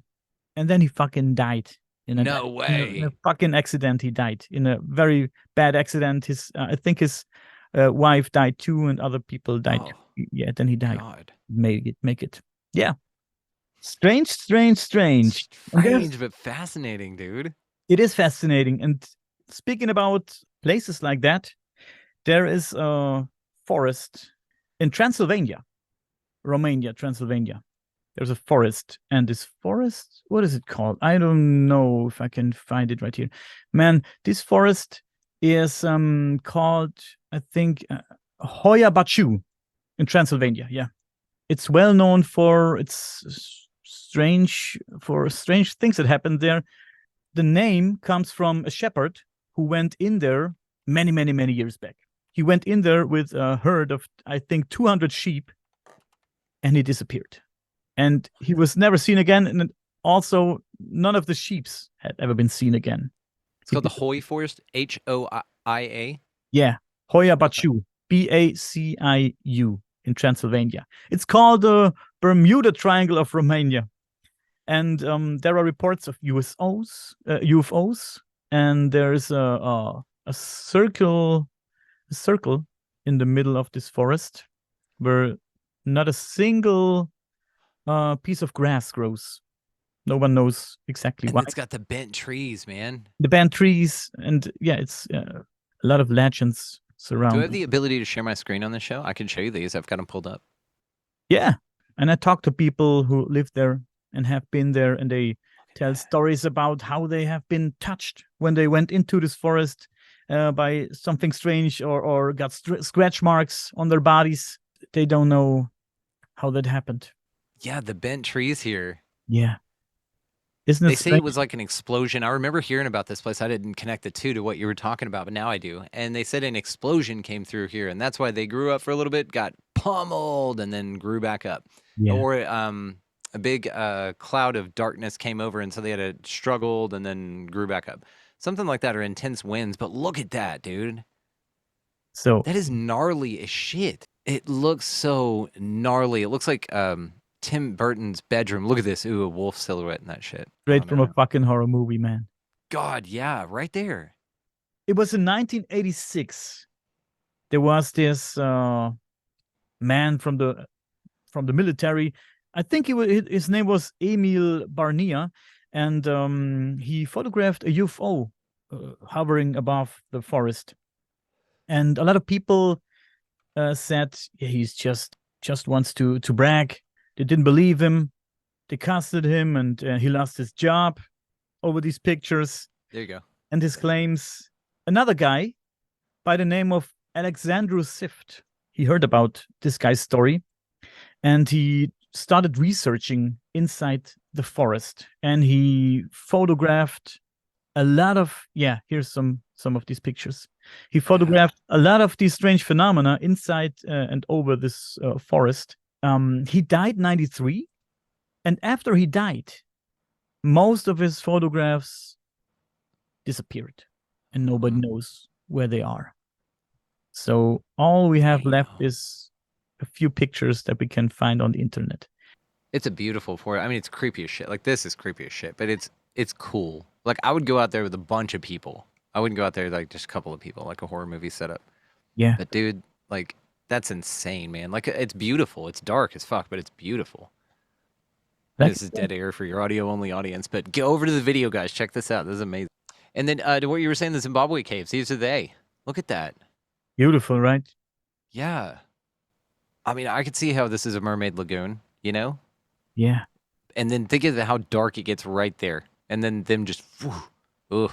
This is you walking up to the thing. And so you can see it, and it reads here about the attracts tourists. And then it seems like this little lookout point, but look at that, man. Would you go in there? I would love to go in there, but now that I know all these stories, I know. man, I'm not too sure about it. I'm not sure. Then the But question is what if there's a shitload of gold in there, and whoever spread those rumors, did so to keep people away from the treasures. You I know. think that's the case, man. I think that's the case. Read the story about this God, Chinhoy caves. Read the stories. yeah, I've got it pulled up. I'm absolutely going to go down this cave of a rabbit hole here with you. I mean, this is amazing. Also, I think that there's some sort of like inner earth shit going on, like right under our feet. And so places like this, or these mountains like Mount Adams, Mount Shasta, Dulce, the Archuleta Mesa, like stuff like that. Crazy places around the world are all like connection points or gopher points to where these things do pop up, but they live underground. In places humans have always been scared off from. Don't live under there. It's fucking creepy as shit. You're Yeah, like, okay. And maybe they're guardians, these external guardians. I think that's kind of what Bigfoot and Dogmen and shit like that is too. If you're too close to an area where there is an open portal where you dumb human can just fall into it, because we do that all the time and they don't like that, then maybe that's something that they are there to protect against, and maybe that's at the cost of your life. I don't know. Maybe your food if you just wander too close, but it doesn't seem like many people are just running in there unattended. It seems like something's got you. God, it's just badass though, man. Let me know when you want to go. We'll go. this place looks beautiful, but if you read the story, it has a crazy story because a lot of people have been killed there and were Like, thrown into this lake. oh God, Yeah, there was oh this God. there was this group of I don't know, paramilitary. I don't know. I don't remember. Read it up, but they killed a whole village and threw these poor guys into this pool. In here? I think in here, yeah. Oh my God, dude. What if those people they killed, one of them survived and they like swam down and like ate all the others and turned into a mermaid? The water gave them superpowers, and they all turned into the mermaids, and now they're there to haunt anybody that comes back. Yeah, like a, Cool. like a curse. It's a kid's book coming at you. We'll write a kid's book about that. That'll be fun. It's amazing. What a cool thing. I'm so glad that you talked about that. But I've got them pulled up here, so I'm definitely going to do some more investigating, man. That's badass. I would love Hell to yeah. visit the forest in Romania, especially since it's not too far away from where I am at. It could be a few a few miles from where you at, but I would love to go there and visit this forest. I heard about this TV team who went there, and this guy said, "Oh, I was there for a night, and no, nothing happened. There's nothing in the Yeah. forest." But what if? And there's a lot of what ifs, I know, and it's all speculations, I know. But I love to speculate. What if it doesn't happen all the time, and it doesn't happen to everyone? Some people go in there and nothing happens, and another guy goes in there 5 minutes later and get his dick torn off by some strange force, So Yeah, maybe it's a what if bloodline thing, Maybe what if you have a match for a blood. let me say this. I always think about the possibility, and the same with alien or UFO encounters, alien encounters. People see, uh, let's say, ghosts or have poltergeist experiences, stuff like that. What if it's only for a certain group of people? Mm-hmm. Like you said, Mm-hmm. maybe a bloodline or Autistics. You have people on the spectrum, schizophrenics, things like that. Maybe they can really see what's really going on here, and that's why they're committed to mental yeah, institutions or relegated or medicated so that yeah, they are dulled down. crazy thoughts, and it's yeah, a little bit And juju. psychedelics may open you up to that realm, which is another thing. It's kind of a hack here, maybe.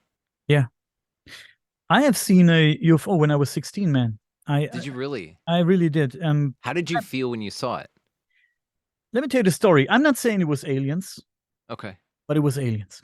No, I'm not sure what I saw, but when I was 16, I'm 43 years now. It was back in 1996 when I was 16 years old. I was Okay. with my back then girlfriend, first love, school, yada yada, this and that, and we wanted to sleep in a tent outside of her house in the garden.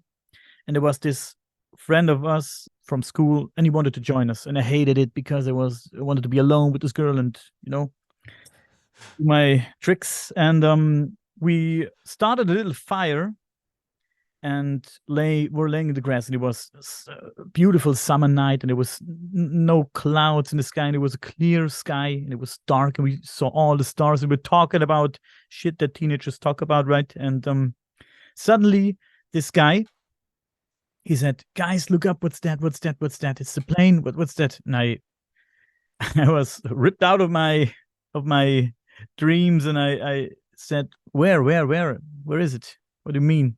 And he pointed to the sky, and I saw this fucking triangle. It was a triangle, and man, I'm a big skeptic. But back then, I haven't heard about UFOs, or we had no cell phones back then, no computer. Yeah. We were teenagers, and thought about different things. And we saw this triangle in the sky. It just stood there, not moving at all. And it was pretty big or close. And it was. Did it have lights on it? It had one light in the middle. It was one light in the middle, but it was a triangle. You could see the triangle outline. Yes, wow. You could see it pretty good, and the edges were round. It wasn't like okay. It wasn't blunt. Yeah. And they were round, and it was a triangle. It was pretty big. Like I said, it was just standing there, and we looked at it for a few minutes or seconds. I don't know. I don't know. I can't remember if it was minutes or seconds. And suddenly it moved in a Z shape, like within a second. It moved like really, really crazy, as fast as I've never seen before, something moving before. And then it stood there again. And we were like mind blown, and weren't moving and weren't talking at all. And then it moved again, I think from right to left, or left to right, I don't remember. One last move, like, and then it stood there again. If there was people inside, they were like mush. Yeah. So I don't know what it was. And then we ran away. We ran inside the house, shut the blinds, shut the doors, didn't even look out the window anymore, and not talking, nothing. We were scared as fuck, man. And what if that's what aliens do? They have a little ball on the ship that if a human's in it that they don't want anymore, they just go left, right, real quick and bang us up in that thing and kill us and squash us, and then we drain into whatever fluid they want us to be, and they spit the bones out in the ocean. Yeah. Damn. Yeah, I don't know, man. I don't know what we saw. I don't know if it was some kind of crazy human technology, or if it was aliens or multidimensional thing. Back then, I tried not to break my head about it. Right. I couldn't explain it. And I think that's all I would have done was broken my fucking head about it, man. Yeah, I did for a while, of course. Is that what got you started into UFO and got you looking into it? Yeah, I would say catalyst, that. Huh? See, because now it's left a bigger impact. So then the question is what if you were always meant to do this show, you and I connect, this leads to major things, like we're going to set up an excursion over there in Transylvania with you. So this leads to major things, but all of it started because you had a UFO event way the fuck back in the day. That's what I mean about the big picture thing of it, like the little thing, but this is the impact of it, like where it led you. You know, that's your cone point. That's your ripple in the water that rippled out and expanded you to this. It's a good thought. Maybe. In my life, I had two bigger things that happened to me or left a big impression at that point. It was this when I was 16, and there was another instance when I was only, let's say, 9 or maybe 10. I was in my bedroom, and I was listening to a cassette on my Walkman. I was listening to He-Man and the Masters of the Universe, which I loved back then, man. He-Man, it was great. And when I was done with the story, I put that thing away, but I wasn't tired, and I was laying on my back and staring at the ceiling, and it was very dark, but from the window, I saw the light shining on the wall, and suddenly I heard something strange. And I was looking around. What is it? What is it? And then my senses, like, I don't know, sharpened. If you're scared, your senses somehow starting to sharpen. And then I heard breathing, and it was like a human, like a human sleeping in the left corner of my room. Yeah. it was like somebody sleeping peacefully, but it scared the shit out of me, Oh God. and it became louder and louder and louder the more I concentrated on it, of course. And I put the blanket over my head and peeked out every few minutes, but it didn't go away. I thought about running out the door to my parents, but I was too scared to get out Yeah. the bed. Sometimes I peeked out and listened, but it was there the whole night. I couldn't sleep because I was so scared. I couldn't sleep, and at How some old is your house at that time? Was it a new house that you bought, or did somebody who lived in it before you? my father and my grandfather built it, but if you the next day I told my buddy, my neighbor, who was the same age as me, and I grew up with him. And I told him the story, and he said, "Oh fuck you, man! You're an idiot." Like we were kids, 9 or 10 years, and he said, "Yeah, you're stupid." He didn't Yeah. believe me. And 3 or 4 days later, I told my mother, and my mother said, um, she said, "Don't be scared. Uh, I think she said your grandmother died in this Uh-huh. room. She There you died go. in her bed Ugh. peacefully, and she was a beautiful, wonderful, nice woman, and she would never do any harm to you. Of course, that's not what you want to hear when you're 9 or 10 years old, right? There she said it, and I thought, could this be possible? After that night, I don't have any memory after that night. Let's say I was, let's say I was 9 years old.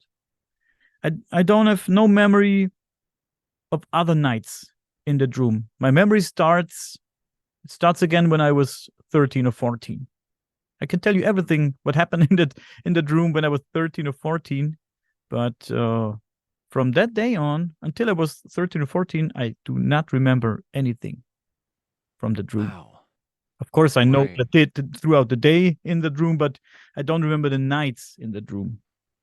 It's So almost like a time slip, that occurred to where, yeah, your grandma was sleeping there at some time, and the audio from it was filtering into your audio. Maybe that was through your dream because you were in that sleep state in between sleep and awake, even though something like that would shock you awake.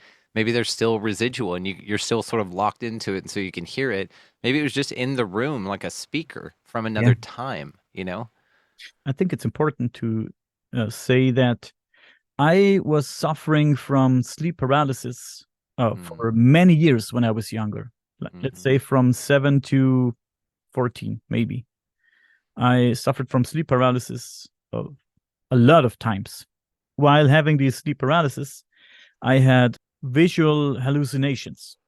You, kn- you might know that if you when Yeah, you like have sleep the paralysis, you can have these audio or visual or uh, you can even feel or have the feeling of somebody's touching you. mm, So nobody really knows why we have these sleep paralysis and what it is, but yeah, I had it and I saw faces. Every time I had this sleep paralysis, I saw faces morphing into each other. You know the video, the Michael Jackson video, I think Black and yeah, White, where these faces morph yeah. into each other. I had exactly that. These faces were red, like neon red, Huh. like the color behind me, Yeah, and it was like scary faces.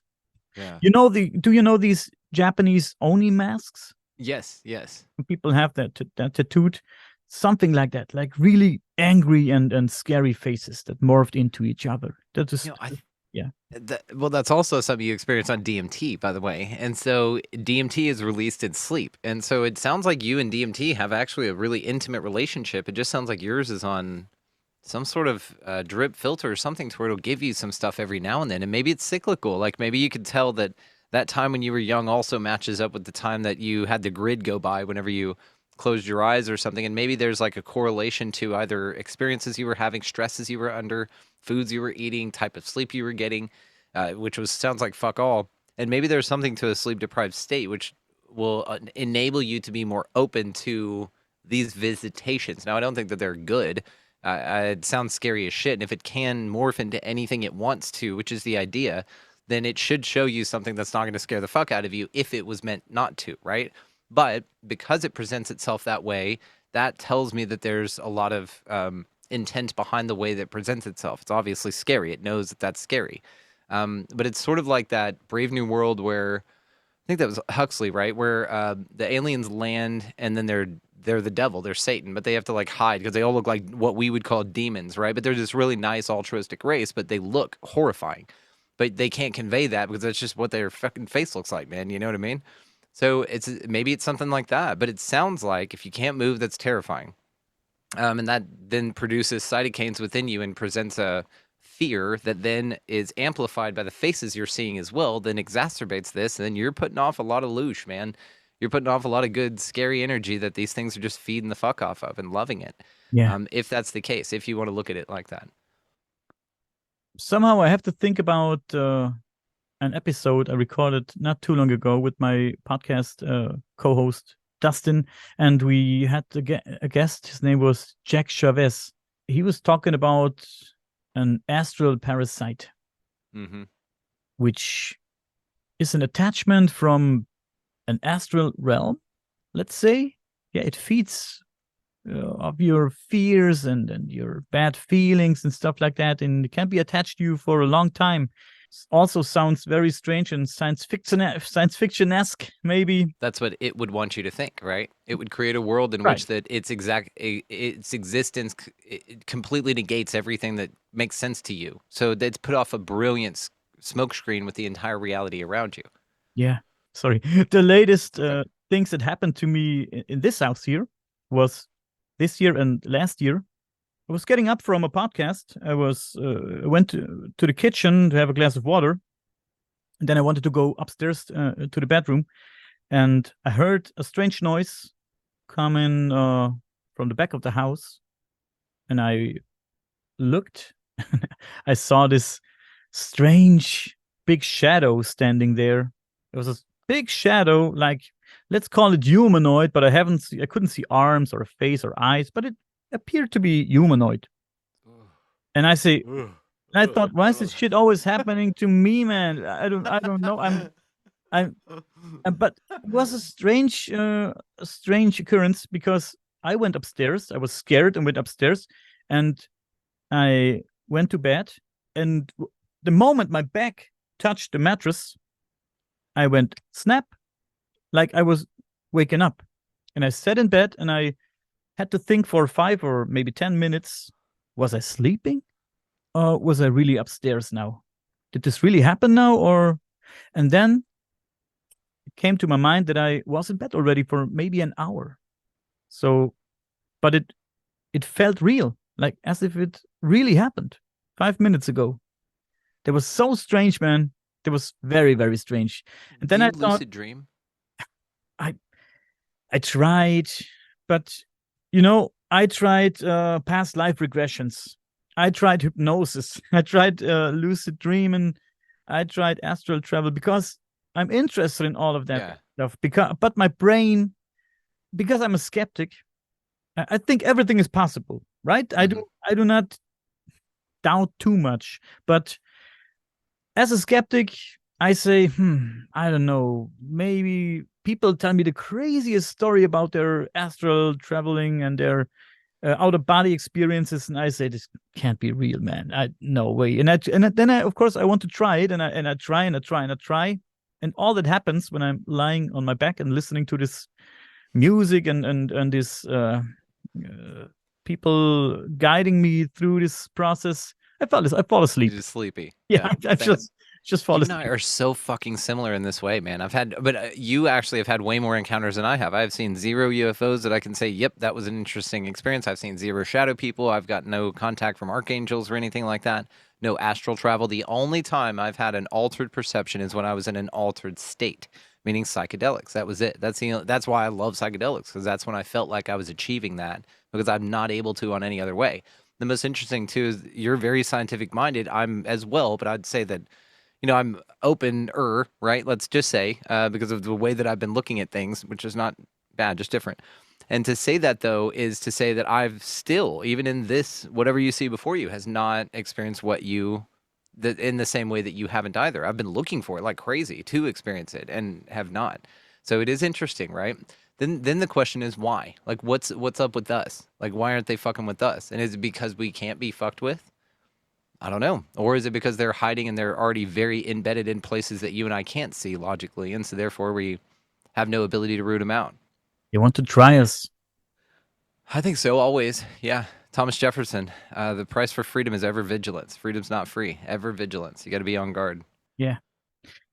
There's always some small things that happen to me, and like I said before, I try not to break my head about it. I don't think too much about it, and I look for other explanations. On another occurrence, I went to the kitchen, opened the door, and turned on the light switch, and 3 meters in front of me is the kitchen sink.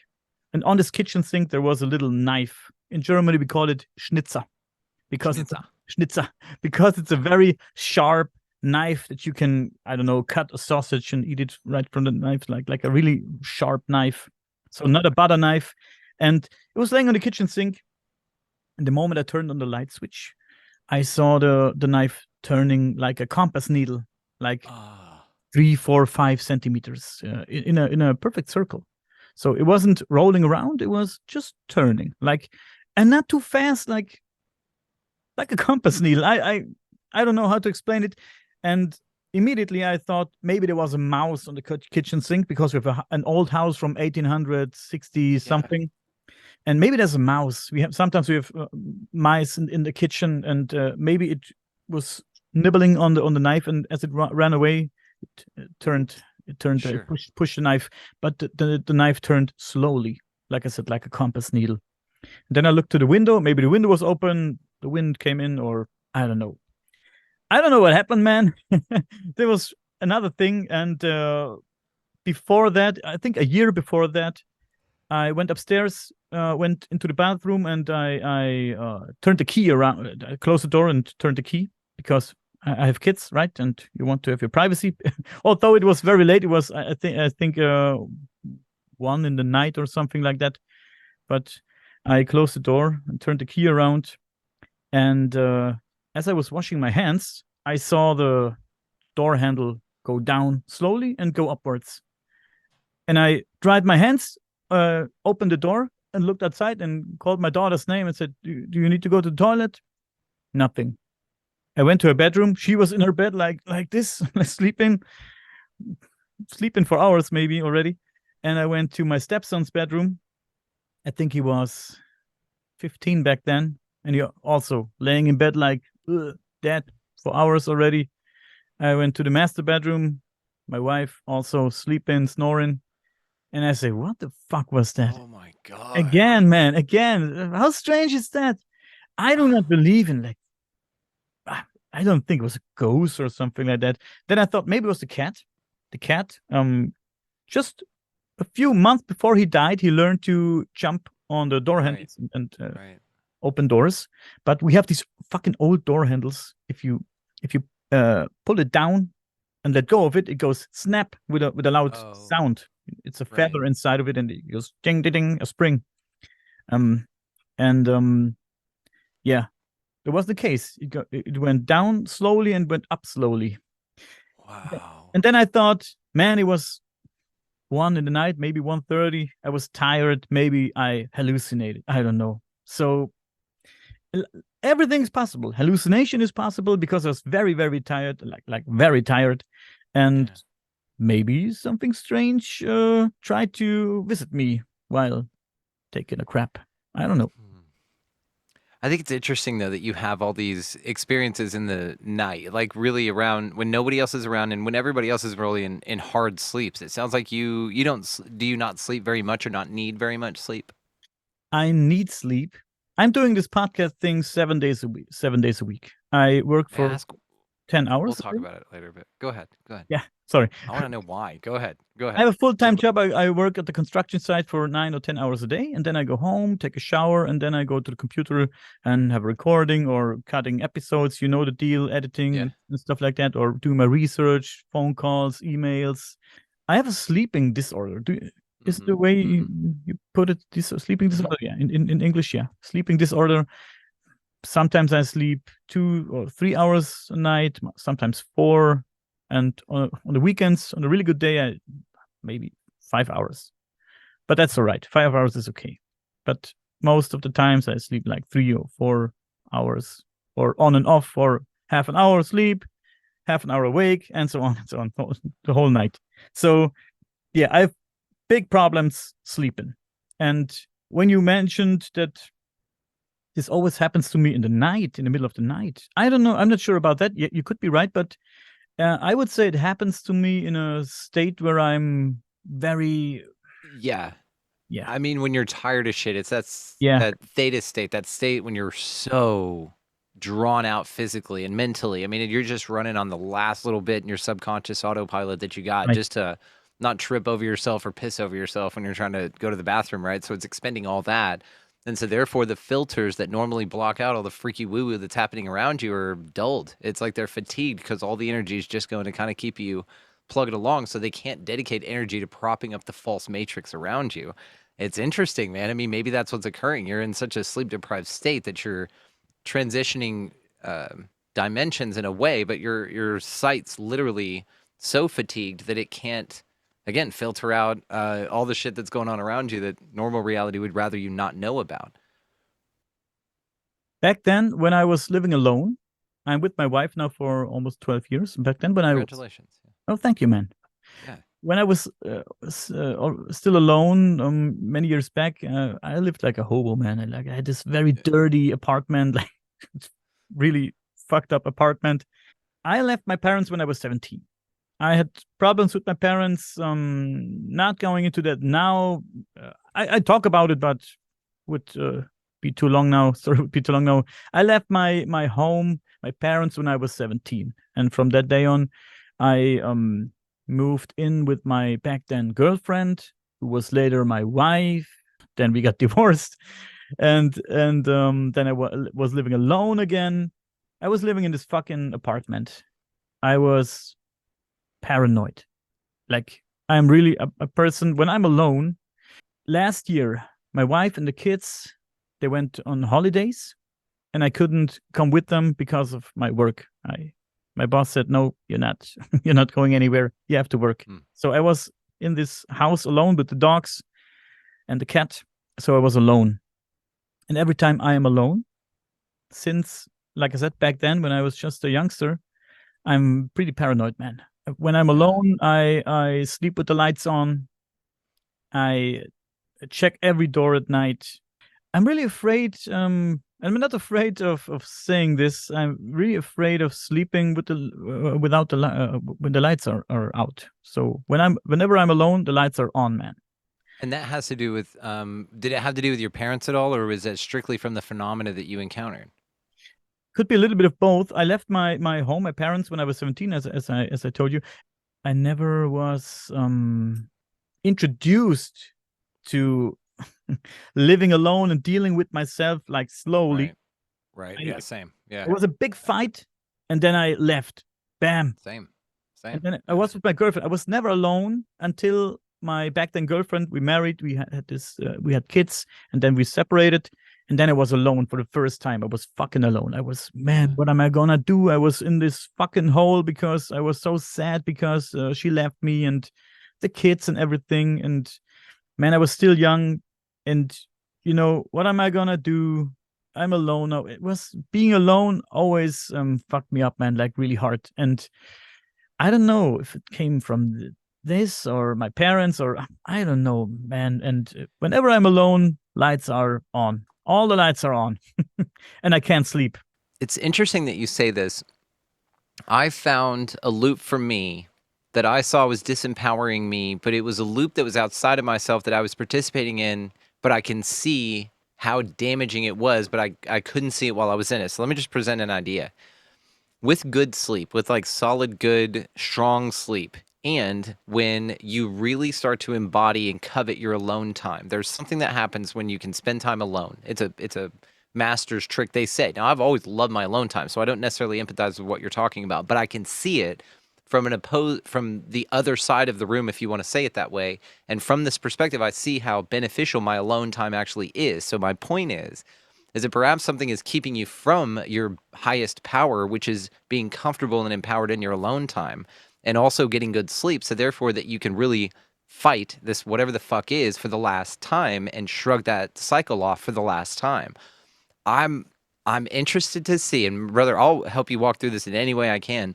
What really empowering yourself with enjoying the shit out of being alone would do for you.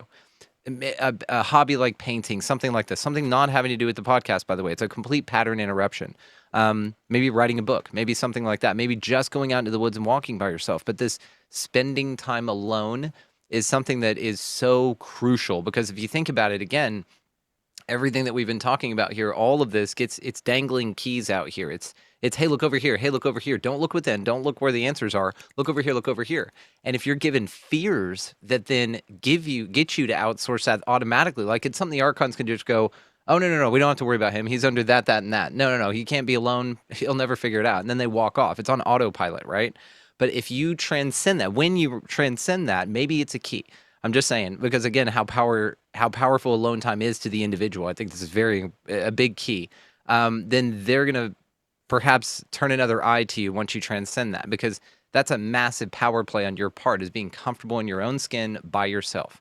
That's where a ton of introspective work happens. That's where a ton of interconnection, all of that you have been avoiding due to a fear that's been presented to you. It's a modus operandi for you, but it was set up that way. Again, just like your interest in UFOs may have occurred from that one moment, it set a ripple in your pond. This is the inverse of that ripple.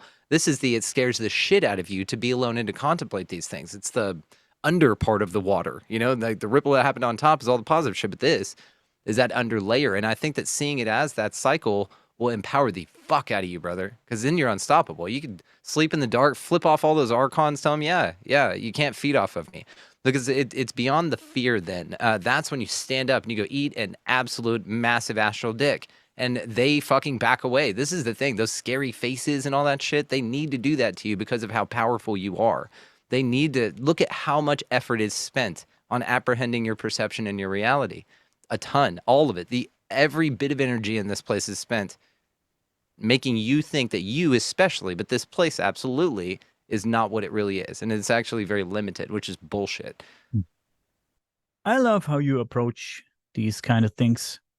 But let me say this. When I say I'm afraid of being alone at night, it's concentrated especially on the night times. I love to be alone when I'm throughout the day. Oh, okay, good. I'm sitting here alone. There's nobody here. Got it.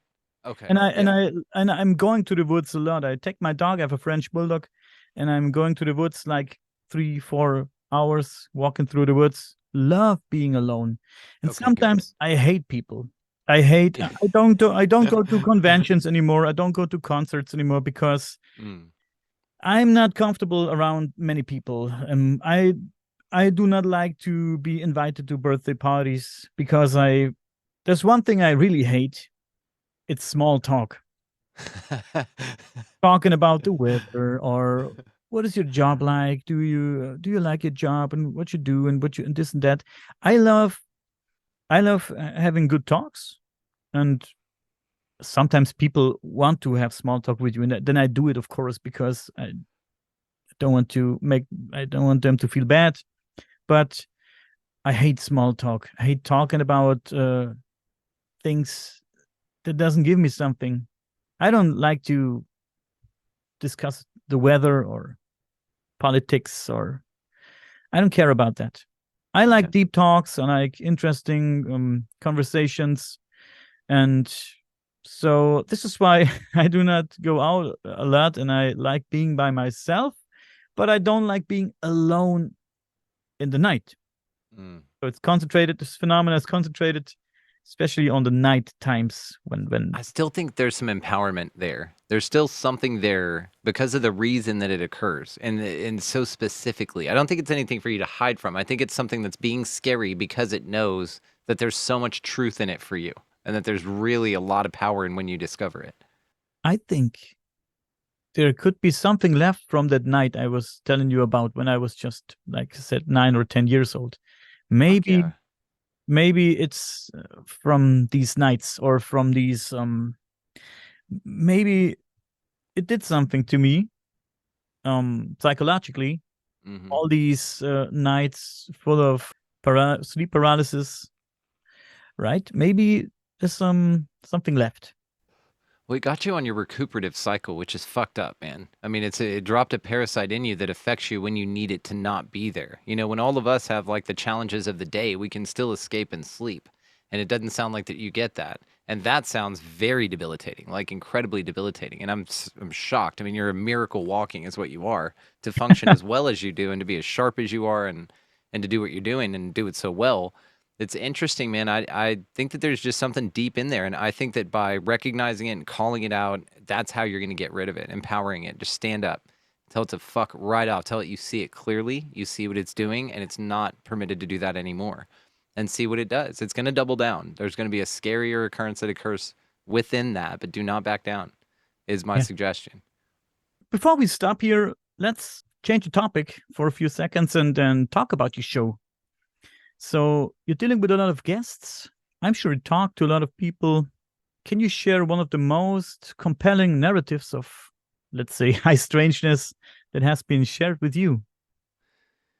Compelling narratives of high strangeness. Honestly, it was the perception apprehension in this book right here. Ryan Musgrave Evans had him on Children of Orion. It's right here. It's this creepiest, one of the creepiest nighttime encounters and experiences this guy has. He's abducted constantly. Like he has dozens of stories. It's actually funny. He's been on several panels as well with us. And I'll jokingly say to him, "Hey, it's nice of the crypto terrestrials to not abduct you for 5 minutes so that we can have this conversation, right?" Because he's abducted constantly. So within that, though, he relays many stories, and of which one of them, the creepiest one, it made the most impact, to be honest with you, as being creepy, is that he's awakened at night with a presence in his room, a lot like you. He feels something around. He knows something's moving around, but when he opens his eyes, it's the top of his ceiling of his bedroom. Now, he knows something's going on. He then feels a hand grab him and turn him to the side so that he's laying on his side. But his vision still shows the screenshot of the roof, the ceiling of his bedroom as if he was laying on his back. Nothing changed with his vision, but he could tell with his orientation he was laying on his side and should have been seeing something completely different. So they just basically grabbed a snapshot image of the first time he opened his eyes or of a time whenever that was the view. Maybe he, would have been even freakier if he opened his eyes. It was a daytime view of that with light coming in the window. They just boggled the time. They put the wrong image in there. And they slapped an image over his perception and he couldn't see anything other than that. But they stood him up, they rotated him around, they moved him all over. But in his vision, the only thing he saw was that one eye opening of as if he was laying on his back looking at the ceiling of his room from his bed. And it creeped me the fuck out. Whoa, man. But do you personally know people that had encounters of, let's say, high strangeness? Yeah, like everybody on the show, I feel like I know personally. They've all become family. The Kinsella boys and the Kinsella twins, rather, over there in the UK, and Mark Ollie and a few other people who will relay sightings that they have, experiences that they've had, and I've got no reason to say that they haven't. First of all, I have no clue what's going on here. So for me to say I don't believe what you say to me is silly and ignorant on my part because number one, there's no way I could prove that. This place is riddled with paradox and it's riddled with, we all know that your perception creates your reality. So the way you see this place is what occurs. There are near-death experiences that will show you that, like, a car went in a river, 3 people were in it. They had 3 different faiths, 3 different beliefs. They all have a near-death experience. They all come back from that experience and tell 3 completely different stories. They had a similar structure, but they were all met with different people because they expected different things. So when you start thinking about how your consciousness and your perception is the way this entire reality is formed, then for me to argue with somebody when they say, I can see something that you can't, that's a silly thing in my mind. Like, I don't have the hubris to do that. I at least have the honesty with myself to know that I have no clue what's going on. And just because, like with you don't see things or encounter things that these people say that are challenging, could be challenging to believe to a really programmed mind, or an unopened mind rather, then, it could be easy to dismiss, but I'm just not wired that way. I'm wired just to take it on face value and just to ask you more about it, and I don't need for it to be true to validate my existence. I think that's where the lack of ego in my show in particular comes in, because I'm not here to prove you wrong or me right or any of that shit. I just want to hear what you have to say and let's talk about it. Let's have fun with it. I do love talking to people and discuss how their belief systems or belief patterns maybe evolve or transform after encountering these phenomena. It's very interesting sometimes. It changes their lives, man. And that's the thing, right? It just like with Conversations with God with Neil Donald Walsh, rather he talked to God, which is what he's saying. He had a conversation with God or not, the wisdom found within that book, and it changed his absolute life. He was a homeless guy.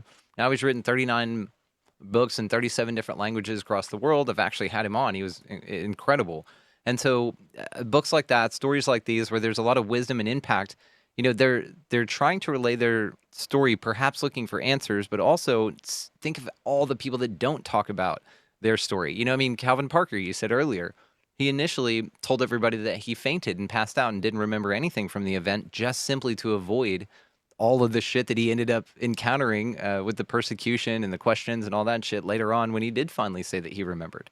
So it's an interesting crab in a bucket type place that pulls you down. But what I'm finding is as long as you have the chutzpah, as long as you have the balls to just speak your truth, to be vulnerable and to open up, like we were talking about men's mental health earlier, as long as you can be vulnerable and real, and you just take that mask that you've been wearing, that all of us have been wearing, and just take it off and throw it on the ground, you're beautiful. Like, you are fucking beautiful the way that you are right now.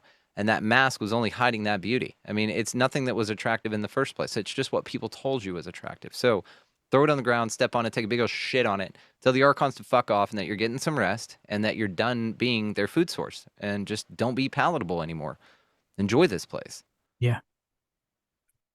My belief patterns definitely changed. They changed again after our talk today.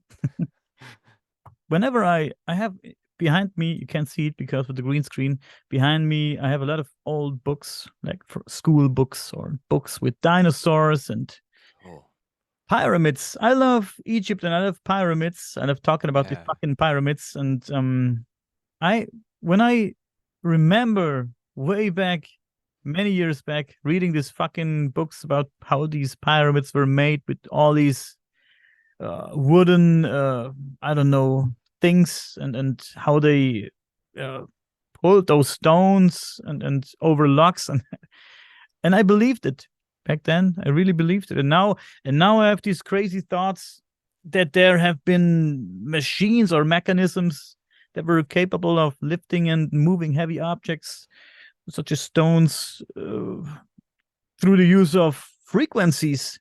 Yeah, maybe it was like that, right? And yeah, but back then I wasn't minded to ideas like that because I didn't know about it. I don't think you can be. I think you have to be closed-minded so that you can know what an open mind feels like. Yeah. It's okay. There's no shame in it. There's no, we've all gone through parts where we've went through truths that we were absolutely certain were the case, and then they weren't. It's the hubris of being able to step over the other side of your pride and say, you know what, I'm capable of learning new information, and I'm capable of saying, I don't know it all. And I'm capable of saying also that what I know right now is going to change in a little bit, and I'm okay with that. That if you can get to that place, this world would be so fucking different. It'd be insane. Your life is going to absolutely change when you just start not giving a shit about what other people say about you. And who cares? Like, who gives a fuck? The hurt people. So you've got these children running around with these mentalities that just need a place to go energetically. And as long as you can see that what's being played here is a game, and that your role in it is to just not feed the shitty parts of it, then it becomes a very different experience. I just find that it's a lot, like I said, simpler, but with the programming and with how well this place is set up with the ego structures and so forth, it's not easy. But that's a very important delineation, because it is wrap your mind around a bull.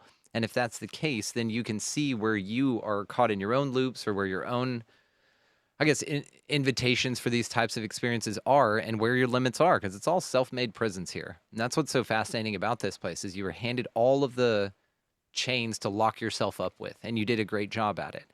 And again, as long as you can see it like that, that's when you start unlocking the chains. And it's a totally different place after this. This place is awesome, guys. Yes, it's a hell realm run by the demiurge, but you don't have to be a food source for it. You can figure out how to get the fuck out of here with sovereignty and with your head high. So shoulders back, everyone. Take a deep breath. You're here. Take up space. Be here. Enjoy this motherfucker. What an awesome quote to end the show, man. Thank you so much, Brandon. And guys, check out the Expanding Reality podcast. Leave a like, leave a subscription, leave a nice comment. And if you enjoyed this talk today, do the same on this podcast. Brandon, please stay with me for 2 more minutes, okay?